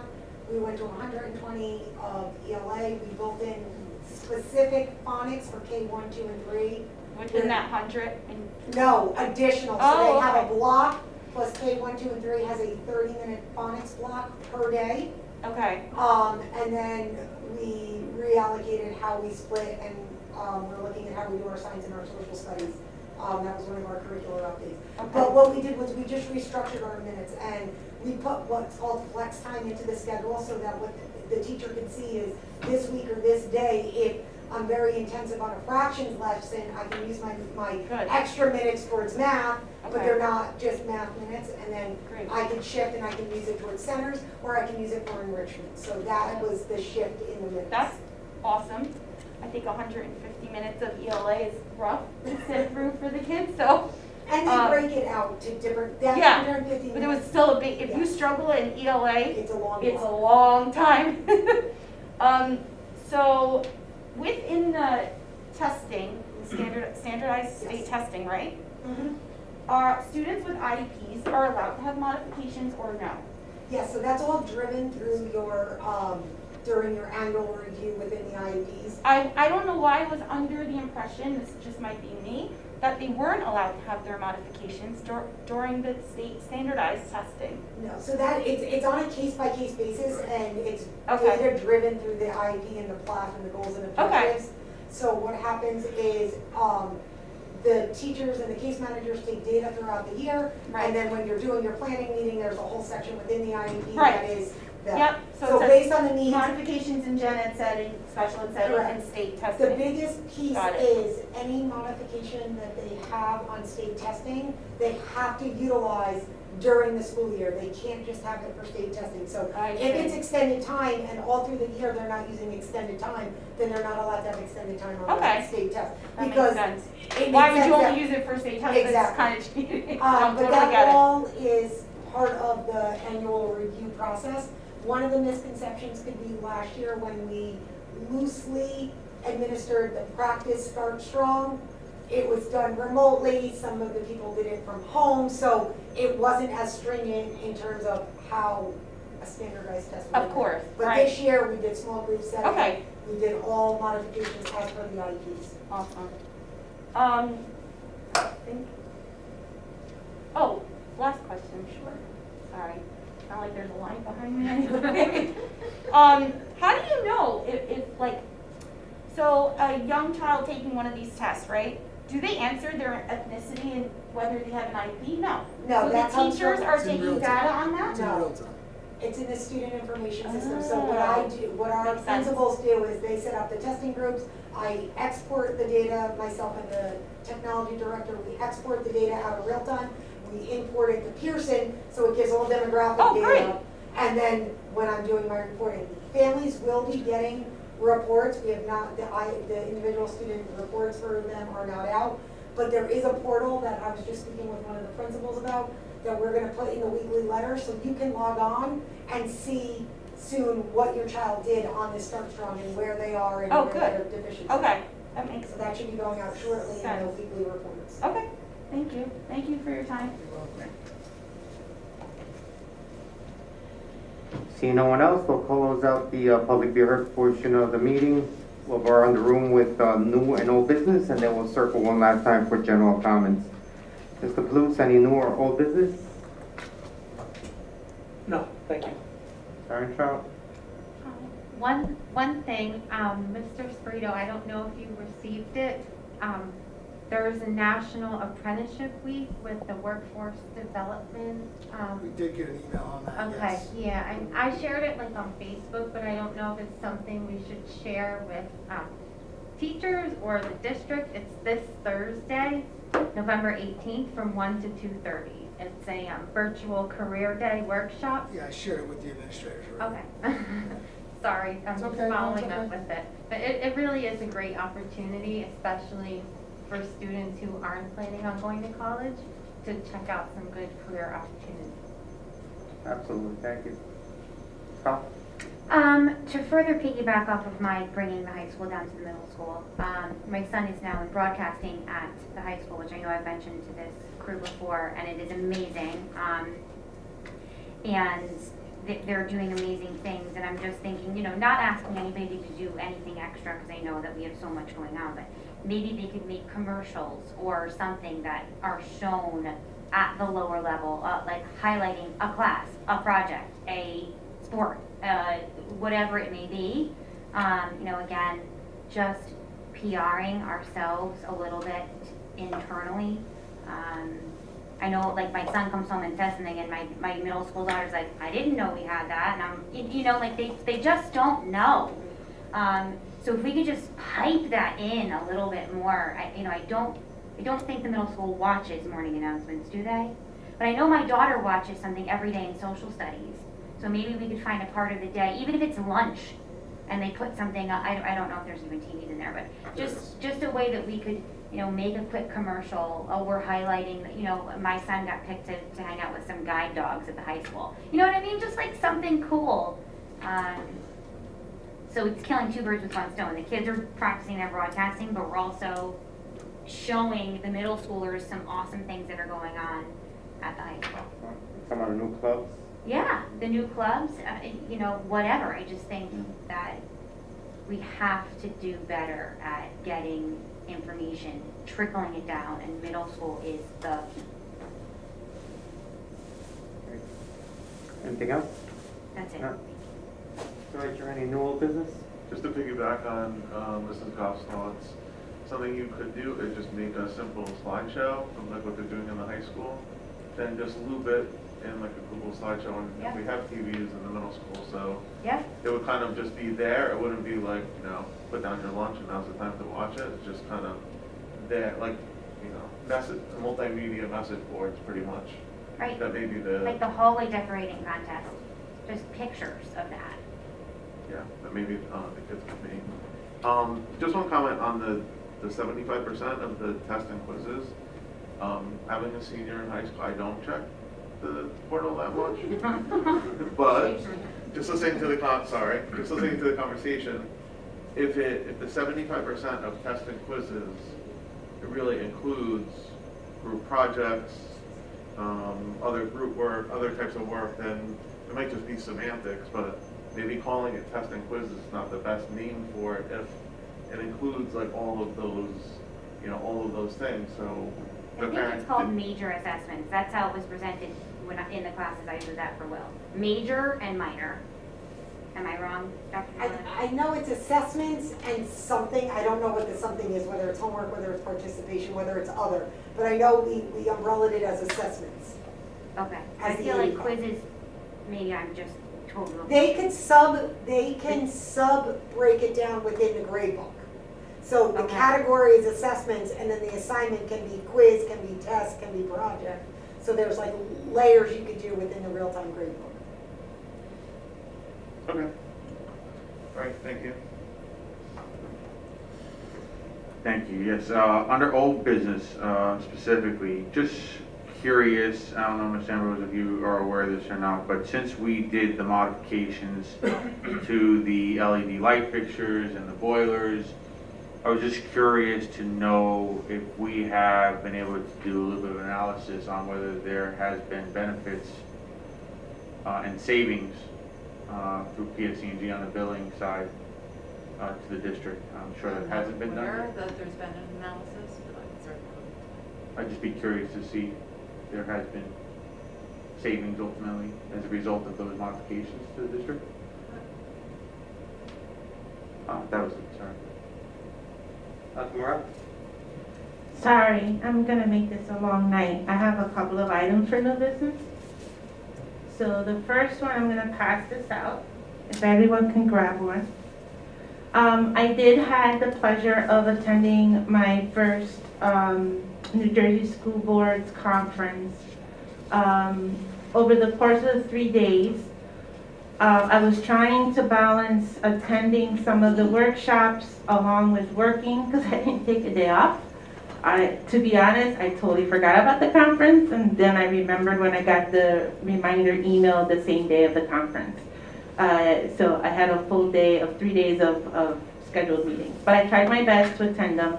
And what I really appreciated that the School Board Association has done is provide recordings of all of the workshops. So even if you weren't able to attend any of them, I really do strongly encourage my fellow board members to please go on the School Boards Association website, log in, and you would have access to all of the workshops. They were initially, I think, to be saved until the end of November, but it was extended now, I think, until December. Yes. So that's great. And so, in one of the workshops, that's why the paper I hand out to you, that I thought was helpful, and I would like to present this as new business for us as a board to determine whether or not this would be a worthwhile project. So one of the workshops I attended was creating an in-district orientation for newly elected board members. And the focus of the workshop was to the presenters discussed developing a well-designed in-district orientation program to assist new members to become effective members of the board as they're learning their new role. Now, this, of course, doesn't take place or in lieu of the mandatory training that we're supposed to receive as new school board members. And then the attachment that I provided to you is a resource that was provided when you attended this workshop about it, and I share it with you because I think when you look through the information there, I think it would be very helpful for any new board member. I know for myself, speaking for myself, while I was familiar with the role and function and purpose of a board, I was not familiar with the practices of the Hawthorne Board of Ed, which is every board has their own vibe, if you will, and internal processes. And to be quite frank with you, I'm still learning those processes. And what is November, so 11 months in. I'm still learning that, and I think this would be very helpful for us to develop. I took it upon myself to reach out to Kathy Hellowa, who is our School Boards Association representative, and to discuss this a little bit further. She had shared that she'd be more than willing to assist us in creating our own new board member orientation program. Whether we decide to do this for this year, so for our new board members who are coming in, or on for us, for myself as a new board member, still learning. I don't want to speak for board member Ms. Erin Trout, but she's kind of just as new as me in a way. So, you know, whether we do it for now or for the future, that's what I would like to throw the idea out, that we consider doing this ourselves and developing our own in-district orientation for that process. So that's my one idea for new business. That's item number 1. Can I jump in on that? I also attended this workshop, and then they had a follow-up one last week, and Alma and I have talked about it, but being a director of human resources, this is like an orientation I do for new employees. So I do think being newer here and how I even came onto the board like in March, not like a typical time when you join, it could probably be beneficial, and if I would volunteer to help work on this and create it, being that I've been doing this for years for another organization. So if it's something that we do, I would be glad to help. It really is pretty good and informative, I think. So. You know, thank you for the offer. I mean, what I'll say, you know, I'll comment on that is, first on the School Board Association, presentation, ironically with Zoom, right? It's supposed to create more opportunities because now you can just zoom in. But now there's been more activities that almost seems as a result of Zoom. So when they had it in person, I think the majority of us had it, myself included, made it to almost every year that they had it.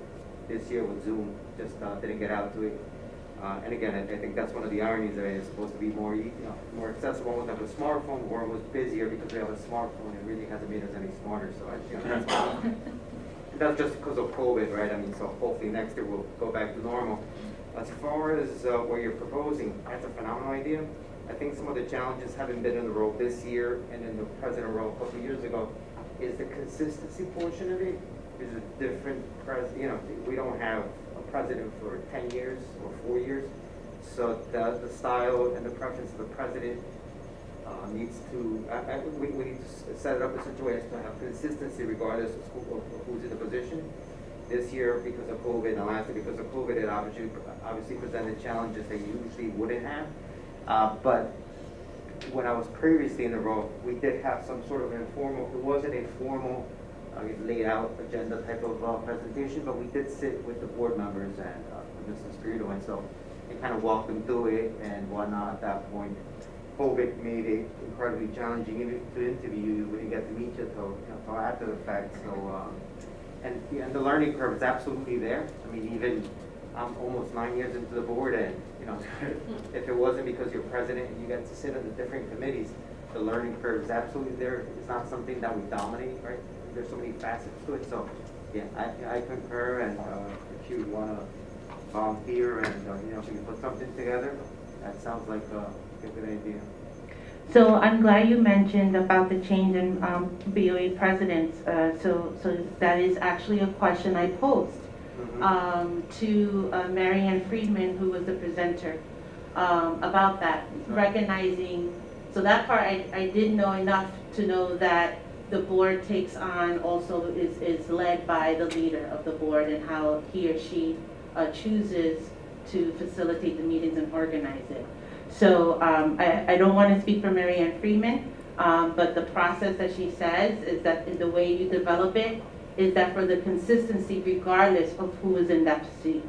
And that's the importance of the orientation program, that you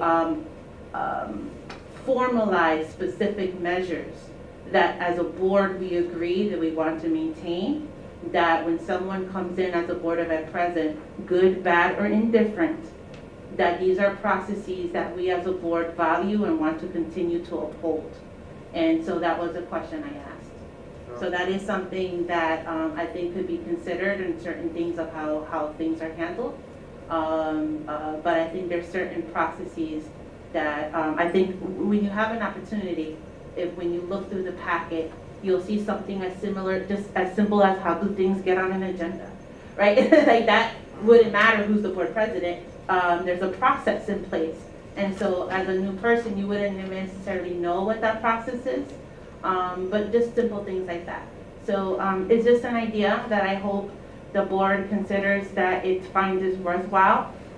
Ms. Ehrentraut and I are very interested in doing that, and we'll be more than willing to do the legwork, so to speak, in following up with our veteran board members to fill in those gaps that we don't know. And then, as I mentioned, both Kathy Hallowat and Marianne Freeman had offered to support us in that endeavor if our board did choose to move in that direction. So I just wanted to throw that out there. You know, something, just trying to figure out, trying to think of what would kind of memorialize it and force it for future boards to take upon. Maybe it's got to go through policy, right? Because the style of the president really dictates for how that year is managed. I mean, that's been the experience thus far. So, like, obviously something that we'd have to research. What would force the following boards to follow whatever gets instituted at that point? You ready for my second one? Okay, so another idea from School Boards Association that I want to present to our board is, and again, I'm sharing this given my own experience a couple of months ago to be new in this position, which is there are boards who in December openly discuss who is interested in being a Board of Ed president or vice president prior to the reorganization meeting. Persons simply state their interests and why they feel they should be considered. That way, if there are any new board members, they can be more informed during the reorganization meeting when they must vote. Now again, this is not voting, you simply state, I have an interest in this position and let me state my reasons why, and there is no discussion about it. In doing my research and my homework, there are some boards, as I mentioned, who do have this practice of allowing nominees for board president and or vice president to make such statements. I know sometimes for other boards that's primarily only done during the reorganization meeting. But again, if you are a new board member, you wouldn't know that until that same day. And you don't, I guess you have to think on the spot and figure out what that is. But I think what the important thing is, it helps inform the newly seated board members before casting such an important vote. So there aren't many boards that actually do that, but there are a few who do in December openly discuss so that it is a transparent process and not behind the scenes, whatever jockeying that may or may not occur in violation of the Open Public Meetings Act. So this is a way to be transparent as a board, as well as informing any new board members about who is interested in being our board president and our vice president, and just stating the reasons why they feel that way. So that was another idea that I took from one of the board members' workshops. So I'm presenting that to the board as an idea. Can I move on to the next one, or you have a comment? Any comments on that? I mean, being that we're right around the corner from reorg, I'll jump in. Not that there's necessarily, I mean, you mentioned that, violations of the, there's nothing improper necessarily that happens behind the scenes. But I think the benefit of what you're proposing is that it would provide some sort of platform. It'll provide a formal platform for that to happen rather than phone calls behind the scenes. There's not necessarily any violations again, because it's not like anybody's meeting. You don't have any forms or anything, but it would allow for some sort of form of a platform for that to happen. I mean, I think, I don't dislike the idea. I don't think that there's anything that would prevent somebody from not having had participated in that December platform, if that's what we institute, from throwing the name in the hat or being nominated in the January reorg. But it may be something that we throw out there and, everybody agrees with it. Yeah. What do you guys think? I mean, because that's right around the corner, right? December, and then right after that, we're actually reorg meeting, and that's when that happens. Just to jump in as a comment, I mean, ultimately, also, that would be another thing, if we find that to be a benefit, which it sounds like there would be. I think to Dr. Morello's point, that would also something we may want to put into or implement so that it does happen reoccurring despite who the president is, right? So, not a bad idea. It could also be an organic, I mean. Yeah, it's automatically every November or December. It could be, but I mean, it literally could just be a conversation like this during the last part of the meeting that any one of us could bring up. I don't know, I'm just throwing out ideas. Yeah, no, I do like that. For new business. Sure. You ready for idea number 3? This is not really an idea though. But doesn't the new board member is gonna start in the reorg meeting anyway? Sure, so they wouldn't be part of that conversation. Well, you would hope they may be coming to the meeting. But you would still have a phone call behind the scenes because they're not formally part of the meetings. It would cover most of the board members, assuming that. Yeah, my understanding, again, this was another one of those workshops, conversations, where, again, the point is, it's not necessarily a discussion of who or who shouldn't. It really is just, my name is Alma Morel, I'm interested in being the board president, and here are the reasons why, period. And then, if I'm the only person who speaks, then I'm the only person who speaks. So they just wanted to again, not reflective of us. It was a concern about transparency and having whoever the new board members are. Again, being mindful that, just to give you context, of the participants who were having this panel discussion, these were boards that were having 3 board members every voting cycle being voted in, so to speak. So there was more of a turnover. So the concern was to have transparency of who's there, why should they be there voting for the position, as opposed to, you're new, you don't know anything, it's a reorg meeting, and now I'm just sitting here, and somebody starts naming people, there's no discussion, and it votes. And I'm asked to vote on something when I don't know you or what you represent, because to Ms. Goff's point, maybe I haven't been watching the board meetings and following along. I'm not going to make a comment on that, but the point is, I don't know, and now that I am on the board, I should be informed. I'm making such an important decision as voting for the board president and vice president. The only thing, to Bruce's point, the new board member would not be part of any meeting formally in which they're already part of the dais in which they would hear it out. So it's. No, I mean, if you said it in December, if you're not here in person, you could watch it because our meetings are recorded. So, again, whoever the new board members are, they can watch it live stream or they can watch a recording. I don't know. But I liked the idea because I thought about myself coming into this, that although I had followed the board meetings, I couldn't speak to exactly who was or who wasn't, for the role, so to speak. You know what I mean? As opposed to just that day for that. I don't know if that makes sense, but.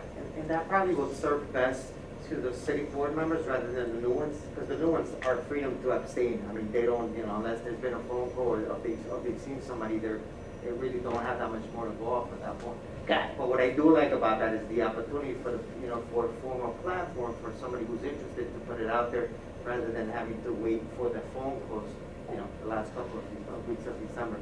And just the only thing I like to add, because you mentioned transparency again, just having been part of the process almost 9 years, I don't necessarily think transparency is an issue. I mean, just because it sounds like that's what we're that there's a lack of transparency. I think it's more of a formal platform. I don't think I've been here for the 9 years almost. Transparency is not the issue necessarily at that point. I don't think that's. No, it may not be reflective of our board. again, remember, I'm talking about this was a panel of individuals, and so every board, as you know, have their own issues. And that was one of the ways one particular district chose to do that. I still think even if you were transparent and did that, all the other discussions are still gonna continue. Yes, Right. correct. Okay. Like, it's You're not still gonna have gonna, your posturing and your calling and trying to work out, what do you think is the best deal to, for the board. But it doesn't mean we shouldn't at least be able to present our case for ourselves if we decide to run. yeah, but she's not saying that. She's saying, you're just saying you're running for it. You're not presenting a case. No, she is. She said you. Yeah, my name is Alma Morel, I'm running for board president. Here are the reasons why I think I should be board president, and then that's it. Right. So that's why I guess, Mr. Calvillo, why you're calling it a platform. Sure, so December, encouraging those that are interested in, being in a leadership position to state that they want to be in the leadership position and the reasons why they want to be in the Right. leadership. But that's not going to prevent me from calling No. Dr. Morel, tomorrow. No, you're right, that still doesn't prevent But those. I yeah. don't think it's a bad idea. Yeah. I just think that it's still gonna. Still gonna happen. Okay, well, fair enough, this does happen. This was more for Mr. Spirito. I'm just having a question about, I'm looking at the calendar, believe it or not, we're already midway through November. And if you can talk to the process about if there is, or I don't know what it is going on, if you would be forming a high school principal interview committee. And let me explain why I'm asking this. One of the concerns I've had about the high school principal role has been, to be frank, has been a revolving door. We have not held anybody, I think, longer than 3 years, and that's concerning. And I'm sure there's a variety of different reasons why, nothing negative. People move on because of life decisions or whatever that might be. So I don't want it to be like, oh, people are running away from the district. I don't want to give that vibe out. But I do want to say it is concerning when you don't have a consistent leader at the high school, which for any school district, the high school is the crown jewel of the district. And to not have a consistent person there guiding the instruction, guiding the expectations and the goals, it is something I think we really should take seriously and think about how we go about selecting our next leader for that school.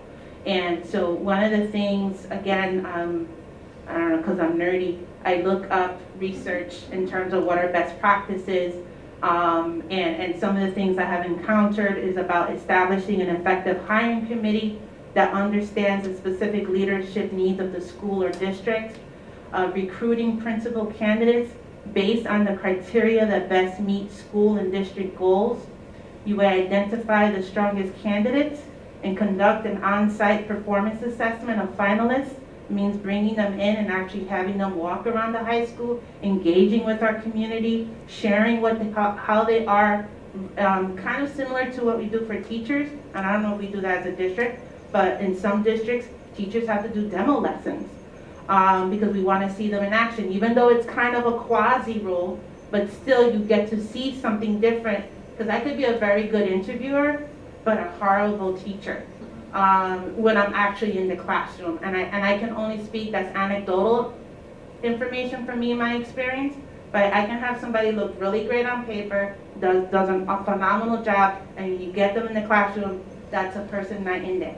And then also the opportunity to give enough time for us as a district to then transition, because typically I'm assuming that this is a person who's currently working, has to give 60 days.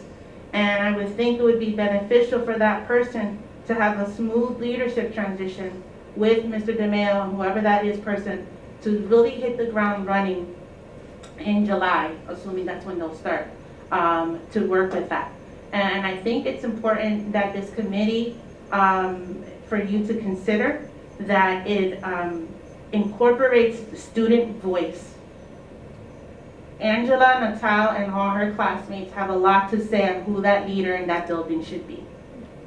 And I think it's important that they're included in that decision making. I don't know if that's a survey. I don't know if we get really progressive and they're a part of the interview committee. You have a separate committee with students. But I think that the high school principal role for me is, and I'll be honest, I'm selfish because I have 2 high school students, one's graduating, but it is very concerning to me that we get the right person in there and that we don't do what we just typically do, and I don't know what that is. But I don't think it's as in-depth as what I've just provided to you as an example, and I could be wrong, and by all means, feel free to correct me if I am. But I would like for us to be very thorough, transparent, cast a wide net, not just look at internal candidates, but really be mindful of other people who are out there, but truly identifying what are the needs of our high school so that when we go out and find someone, that person can articulate a plan on how they're going to address the needs of that high school. So that's my question to you. Don't need an answer, but I'd like to I answer if I just do could. that. Sure, go ahead. First, I would just say, I wish you would have asked, as opposed to just assuming that we never do that. Right. We've always had a committee, and the board members who are been on this board know that I've always had a committee. I have not included students, that is a fact, but I have always had a committee for our building administrators, and a number of our board members have sat on those committees. It included teachers, it included district administrators, building administrators. That has been a common practice for us from day one. We've had multiple rounds of interviews. I would just say to you in regard to walkthroughs, I'm not opposed to that idea, but I will tell you that there are times when people don't want to do that because they don't want to, they don't want their current district knowing that they're interviewing in another place. So to publicly say, well, here's one of our candidates, is sometimes people don't want that that experience. I'm not opposed to getting student input. In fact, I just met with students. Matter of fact, I brought a bunch of students lunch last week and met with students to get some feedback. Angela was part of that group. We had a meeting in here, and I met with them and had lunch with them and talk about what's going on at the high school and positives, negatives, classes. You know, we talked for a while. So again, you know, look, I agree with you. And you are correct that there are a number of reasons that people don't stay. And I will say that in my tenure here, one of the things, and I'll go back to when I was hired, that the board asked me to try to, develop some consistency with our administrators. And other than our high school administration, I think things have been relatively consistent with our administrative team. The challenge at the high school, I mean, some of those people that we've hired, honestly, didn't work out. Some moved on some left we had one who left the position, moved on and is no longer an administrator.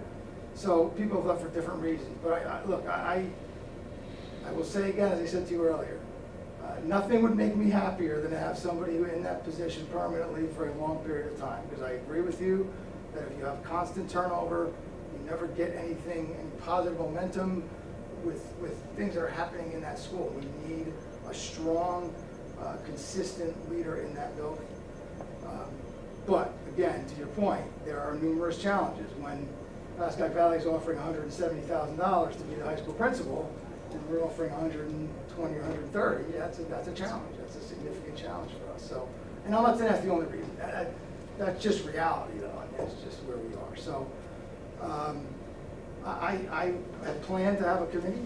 My intention was I don't want to advertise too soon, right? Because you don't want to advertise in October or November to interview somebody. You know, my intent was to advertise in December and at the beginning of January, get somebody in here for interviews in February around that time, right? February, March area, we're doing interviews. We appoint somebody maybe at the March meeting. You give 60 days, April, May, or even if you do it in April, you get May, June, they start July 1. So, you know, that was basically my intent for this. In fact, I think I shared that at one point with the board. But yeah, I mean, look, like I said, nothing would make me happier than to have somebody, a strong, educational leader to run that building, you know, for the foreseeable future. That's what I want. And we're going to try and do everything I can to try to fill that spot and have somebody permanent in that role. I would just like to add, because I've been on many of the interview committees, and I think we actually do fully vet everyone, and it goes through all of those different levels that teachers are on. As Mr. Sprito said, I mean, he talks to students, but they haven't been on interview committees, but just so you know, we also get a chance, every administrator since I've been here that's hired in the district comes to the board to be interviewed for the job, and many times it's more than one person.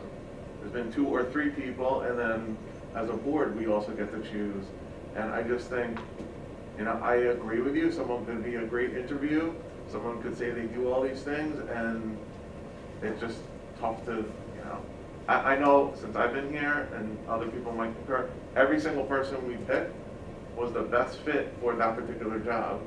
Now, if it didn't work out as them, some vice principals, some principals, then that's just the way that it's been.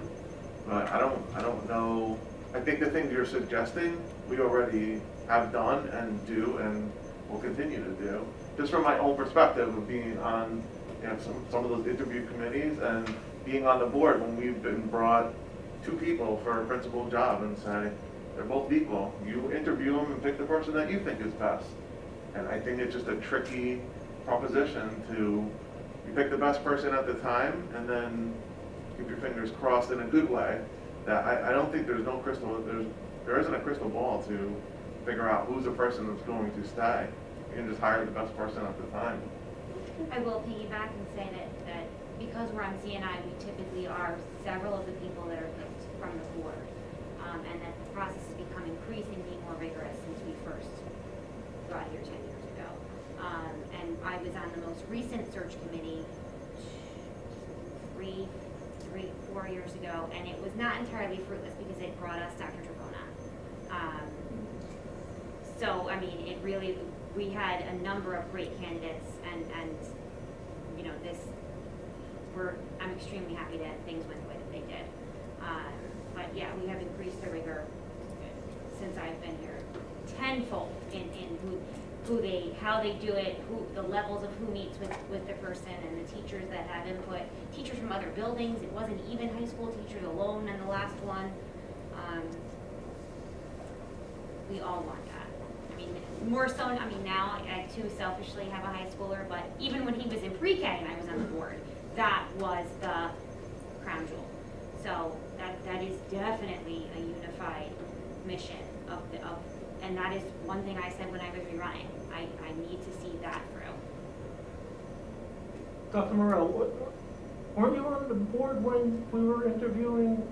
At the tail end of the air? Right. Ms. Ambrose. Yeah, so we had a committee together and we got to meet Ms. Ambrose before, right? You were? She was presented to us, yes. Yeah. Yes. Okay. And I think that you actually made the comment that ultimately it's Mr. Spirito's decision, right? As the Correct. superintendent? And I still believe that. Right. I That's still, different. I still don't believe a board member should be a part of any interview committee. I don't believe that's not our role. Our role is to whatever Mrs. Spirito presents to us, we say yes or no. So to be a part of an interview committee, I don't agree in that role. I'm okay, obviously, if they present to us and we want to meet them. I don't, you know, I recognize that perhaps my position in that is different from the rest of the board members who have participated in the past on interview committees. I just don't think that's a role of our board member.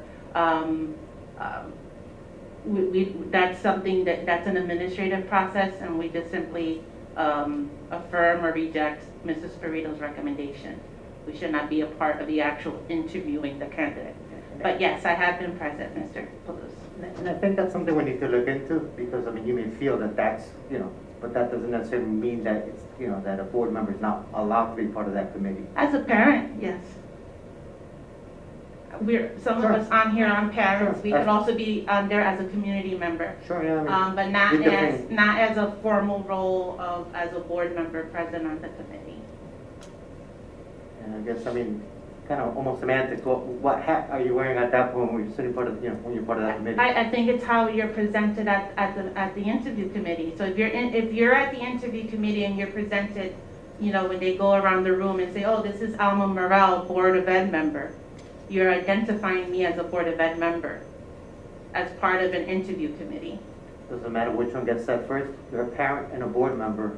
I mean, because you It can't. depends on what my role is. I think when you review the school board association, it is something that they don't recommend. They recognize that there are board members who are part of interview committees. But again, as a board member, I should not have necessarily, I'm not the one interviewing you. That's the role of Mrs. Ferrito to determine whoever that committee might be. I can be there to say hello and maybe observe, I guess, but I should not be asking any candidate interview questions. As a parent. As a parent, then I'm a parent of the committee meeting, and there should be no reason why you identify me as a board member. And I recognize the semantics for that. I think it's a loophole for that, but I just, again, my opinion, and I'm okay to be on my own little island. I just don't agree that board members should be interviewing any candidate for any position other than the superintendent and the board secretary, because they work with us directly. Just the challenge is to have it both ways, you know. We want a more inclusive committee, but then, I mean, there's 9 of us, most of us, you know, half of us have kids in the high school. We are parents, you know, we're vested in the process. So I see it as a challenge to not have a parent be part of that committee if they're a board. I get it. I just want to make sure that, for me, we don't cross that line of what our role is and to the role of what the administration should be doing. And again, anecdotal experience, I have seen that line crossed.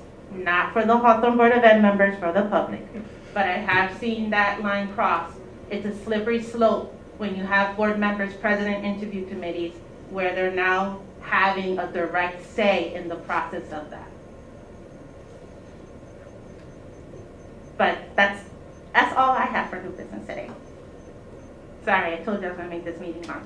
I mean, I could just say as a board member, I'm happy to be on the interview committee, and I'm happy to hear the people that are the candidates, rather than you don't hear anything about the candidate, the superintendent recommends the person, and then afterwards you say, well, maybe that wasn't the right person.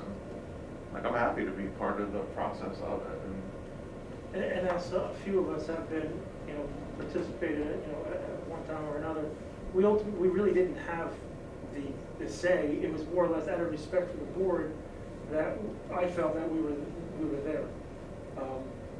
So There was no veto power given to you as a no whatsoever. It's always ultimately his choice, but I think it was just a matter of respect to let us be part of the process and see, you know, ultimately how he makes his choice. I think it the same way. When the candidate's brought forward to the board, semantics, whether we're interviewing them or meeting them, most of the time that's the top choice that they're picking. The superintendent wants you to see, this is the person I picked as a top choice, and after everybody asks their questions, I would say 100% of the time everybody shakes their head and says, yep, now I know why you brought him as a top choice. You know, that it checks all the things that we're looking for. Yeah, Me personally, I've never seen it as... Speaking about with like first, second, third, however many interviews, that there's a board member present for each one of those interview sessions. And I think what you're describing is the final candidate. No, I'm talking about both. So you're part in the first interview, the second interview, and if there's a third interview? Yeah, why wouldn't a board member be on But it? you're not part of the first, Well, that's part not of how the first interview, no. Usually it was a smaller group that we narrowed, you know, if you get 20 candidates, I'm not gonna bring 20 candidates to a committee. Right. So we narrowed the pool of candidates down, usually myself, maybe the director of ed, another administrator, a smaller group of people. And then we brought 5, 6 candidates to a committee to then interview as a committee. And it was teachers, administrators, board members on that committee. That's typically how I've done it here and in Hillsdale when I was there. That was a very similar process that I followed. Like, I understand your point. I'm just saying I think we do it the right way already. Okay. You know, I'm just going to jump in here as a Hawthorne person, because I think your point that you brought up was that you've seen it happen a lot of other places, and yet we haven't seen it happen here. And I think that kind of goes to say what Hawthorne has that reputation, right? When you move into town, you become part of, you know, what we stand for. And maybe we've been lucky to this point because this board is just a, you know, a small microcosm of the way that Hawthorne actually is, you know. So to your point though, you know, maybe we should start to think outside of our little Hawthorne world and think of what could happen if we continue to follow. Boards change, Mr. Palouche. Sure, I agree. In one election cycle, you can get 3 new board members who don't necessarily have that same mindset. I agree. I think something we could definitely all agree on is the importance of the high school principal. I mean, there's even, at this point, I have a junior at high school, so my son's not really gonna benefit from that principal. But because at this point, it's almost like a legacy for us, we have to get that right, otherwise the time we've devoted to this district is incomplete, so I think we can all agree as to the importance of that. This brings up something from the past. When I joined the board and Mr. Reicher joined the board, there were about 15 committees. I'm not even kidding. I was in charge of cafeteria at one point. Like, every little thing had a committee. It's still in the board policy in our bylaws. I've looked at our bylaws for the I think number. that is now under buildings and grounds. I think they've been consumed into other Yeah, things. for some reason our bylaws have some weird committees. Very strange, very strange. Nonetheless, at one point, and this is something that I speak to, but there is really no committee, personnel was a committee. And perhaps that's the lens that we need to look at this through. Perhaps we need to look at this through a broader lens of that. Like, does that warrant a committee in the future? Because then, all of this would flow through a board member, but not necessarily, you know what I mean, in a more formalized, I don't know. structured way. I just threw it out there. I didn't think about a personnel committee per se. I guess a personnel committee can look at policy and district practices and making sure, I know for me, a goal that's important, and I don't mean for me, I know it's for Mrs. Ferrito because he's addressed this as well, it's about increasing the diversity of our staff. And that's something that perhaps, for example, a personnel committee, that could be a goal for that committee, and looking at policies and practices and to making sure how we're inclusive and just looking at our practices that they're are fair and transparent. Honestly, that's Ms. Ehrentraut's world, the HR, so she can probably articulate much better than what I'm doing right now. So I didn't really think of personnel. I think for me, the only concern was that, and it's already been addressed, that we really have a thorough high school committee looking for our next principal, and that's really all that I'm advocating for. And that's been a concern. And Mrs. Ferrito already addressed it, and all of you shared your experiences about how that process has been in place. I have no more new business. So we're moving on to general comments and questions from the board, and we'll start. Oh, that's me. I'm so sorry, everyone. So, I really want to, I don't know how we can get more parents to be involved, but there have been some really great workshops being provided by the district. I attended the most recent one, which was the Navigating Parenting Post-Quarantine. I had to do it virtually. I wasn't able to be present.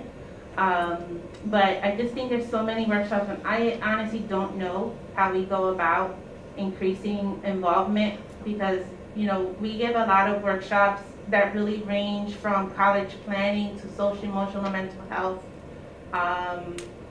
We've tried a variety of in-person, hybrid, virtual, and I don't know, somehow we're not tapping into our community interests, or for them, I don't know what that is.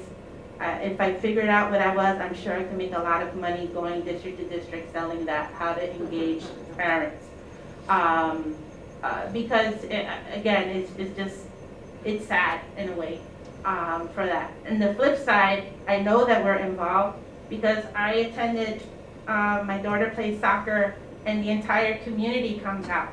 And I love it. That's when I love my town even more, that there's people there who don't even have a child playing. Some people don't even have children in school, and they're there for football games, band cheering, whatever. So we come out, but I don't know why we don't come out for these educational components of it. So I don't know how to crack that nut. I'm excited about the that new band club. especially when you go to build it up from the middle school. I think the last time I saw the band, and it made me kind of sad. It was the game against Lyndhurst, and our band performed, and then the Lyndhurst band came. I don't know how many children, they must have had 3 buses to bring the Lyndhurst band. I mean, that's how many kids were there. And I was like, oh man, I wish we could have like a band similar to that size. And as I was sitting there, I was thinking maybe we need to build it up in the middle school. And then lo and behold, the next month we have this band club. So I'm excited about that. And to Ms. Goff's point, to really get the information about it, I like your idea about the TV thing. And, you know, Mr. Reicher, of course, is our resident broadcasting, you know, computer tech person. So he came up with the idea of the looping thing. So I really do hope that that's something that's done. I've talked too much today, so I'm just going to end with a happy Thanksgiving. As Mr. Torito mentioned, Thanksgiving usually includes feasting, 4-day weekends, football games, the float, right? We always like the Macy's Thanksgiving Day Parade. It's family reunions. It's a forerunner for Christmas festivities or other holidays you may celebrate during that time. But it's also time to give thanks and be grateful. And I really want to say I'm thankful to, I just realized I've been giving my back to the public. My apologies, so rude of me. Really thankful to the educators. As an educator, we are under attack. In one moment we're praised, in the next moment we're villainized. And yet we are in a profession from all of sides where we're underappreciated. And I want to make sure that the teachers in our community, Mrs. Spirito and the administrators, you are not underappreciated. A lot of things are being said about educators and are being attacked, and I just want to tell you how deeply I am thankful for the time and effort and for our profession, because we are professionals. No one's in this for the pay. I think if anyone knows anyone who's a teacher or educator, you know that that's not the driving motive why we get into education.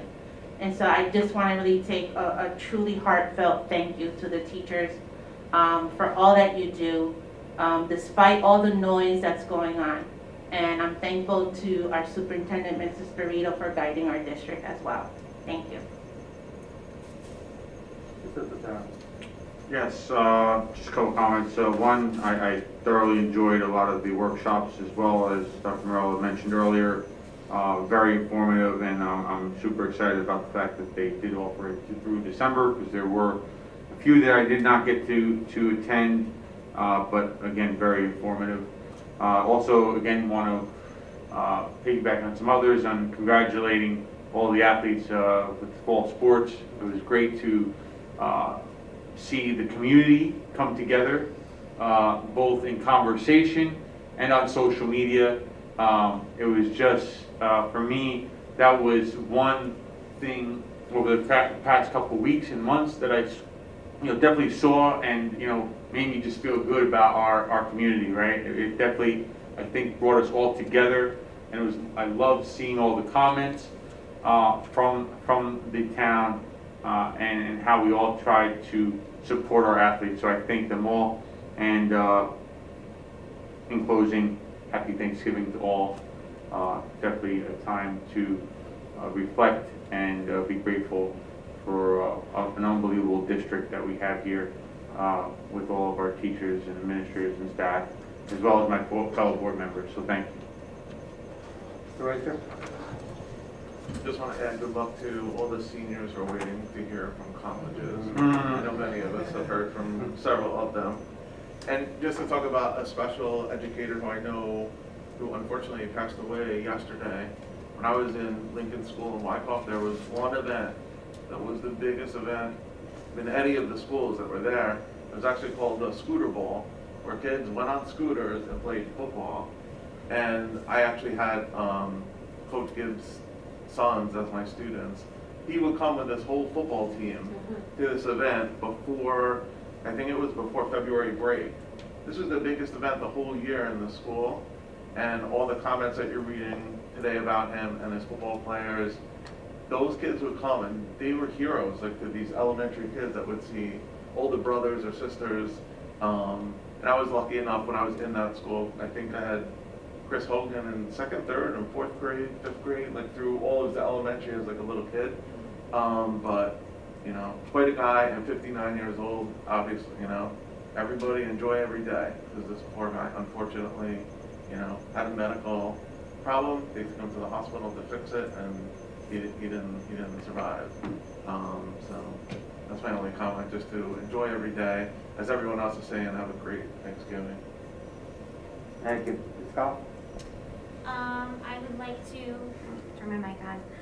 Thank everyone who came out to vote. It was the most votes that had been on any ballot that I had been on. Still a nail biter. I mean, we still don't have official results yet, but I guess we're going with, I mean, I don't know if they were gonna be done today, I think. the provisional ballots haven't been So counted strange. yet. Strange. I can't even speak to the amount of loss that we will have ahead of us. Mr. Totaro was an extremely honorable board member, is an extremely honorable board member who I hope we see again in the future. And that comes from an old board member who's seen a lot of different people up here. So, I mean, the mark that you have left, will have left, is profound. Appreciate it. Secondly, speaking to the piece about parent involvement, something that this board has, and many boards do, struggled with. We even had the parent involvement committee. That was a big mission of previous board members in the previous years. It was one of our board goals. We had committees, and that served to be somewhat fruitless. One thing I think that we can do, and that I encouraged, Roosevelt School was my previous home school. Now I'm a Lincoln and Hawthorne High School mom. I served as their PTO rep purely because I was voluntold to be their PTO rep. And I was here and there every month. So it just seemed to make sense. Mr. Palusi, you do an amazing job of communicating back and forth, but truly the idea of a PTO rep is a PTO parent from within the PTO association who comes to our meetings and reports back and reports to us.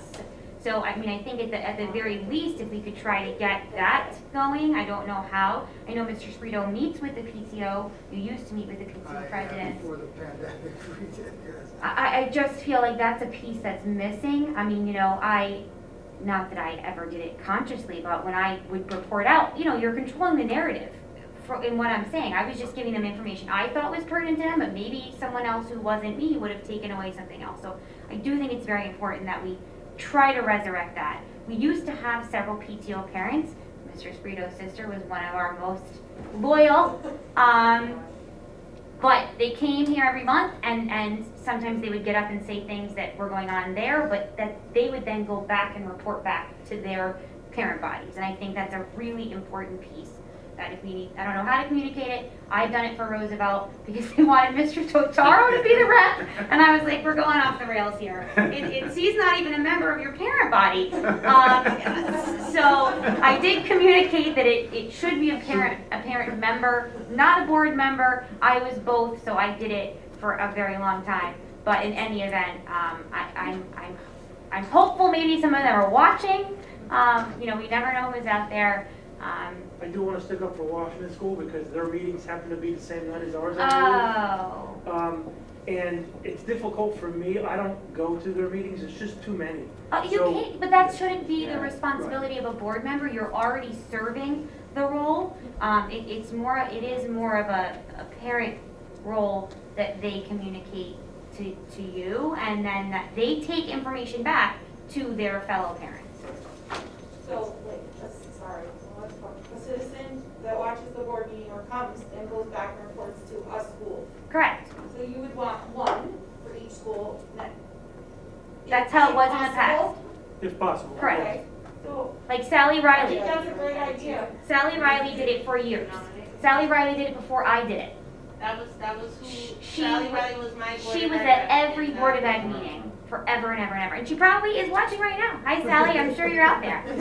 I am certain she's out there. But the point is that, you know, if we could just lure people in, even if it's 5, those 5 can go out and spread the word about things that we're doing. But to speak on the point of engagement, you were 100% correct. If you could bottle that formula, you would definitely be rich, because we did have committees.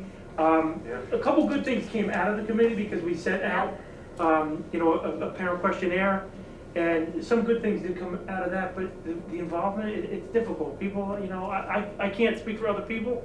I personally was involved for years, but I had a need. Right? So I think when things are going well and people aren't here, maybe that's a good sign that we're doing a good job. But yeah. But at the very least, I think that is something that I would like to just communicate out, that used to be something that was very effective, and I've seen that sort of fall off. My last thing is to piggyback off Dr. Morrell. I live with an attitude of gratitude, trying to at least. I'm very thankful for all of you up here. I'm extremely thankful for our educators. Being a teacher was tough under normal circumstances. It is near Herculean at this point.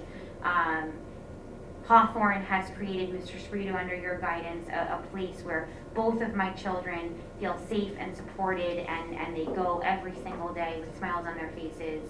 And that, you know, to me, that's paramount. Mental health is huge, and we always have things to work on. Dr. Jabona always has a report, you know, binders and presentations. There will always be those things to work on, but I think now more so than ever, that feeling that Hawthorne is so good at creating is appreciated. And I heard that along the campaign trail. You know, we saw people stick up fiercely for our schools. There is always growth, but I think that feeling that we can't describe really is what I'm most thankful for. I will keep it very brief. Abby spoke as an experienced board member, and I'm obviously the newest or newer, so I'm thankful again for this process of the election. It's not the overall outcome that we were hoping for, but I am thankful for Abby and Marco. The last couple months, our messages, the support, the friendship really has been great. I'm glad to be part of this team, thankful to be part of this town and district, and congrats on great seasons. I was an athlete here in Hawthorne myself, and it's super exciting to see the team doing so well. So happy Thanksgiving, everyone, and short and sweet. okay, thank you. Just a quick point on the parent portal, in case people don't know, because I didn't know for the longest time. Besides grades, which I do go on a lot and check, you can see missing assignments, and there's daily attendance, which if there's one extra button that you push, you can actually see the time your student logs in, so which is pretty cool. For me, it's a big deal because my son has to go to the back of the school. The minute he goes around that corner, I have no idea where he went. So I shouldn't admit this because he might watch this this evening, but I tend to check. Don't worry, if you drop my son, I see him coming around.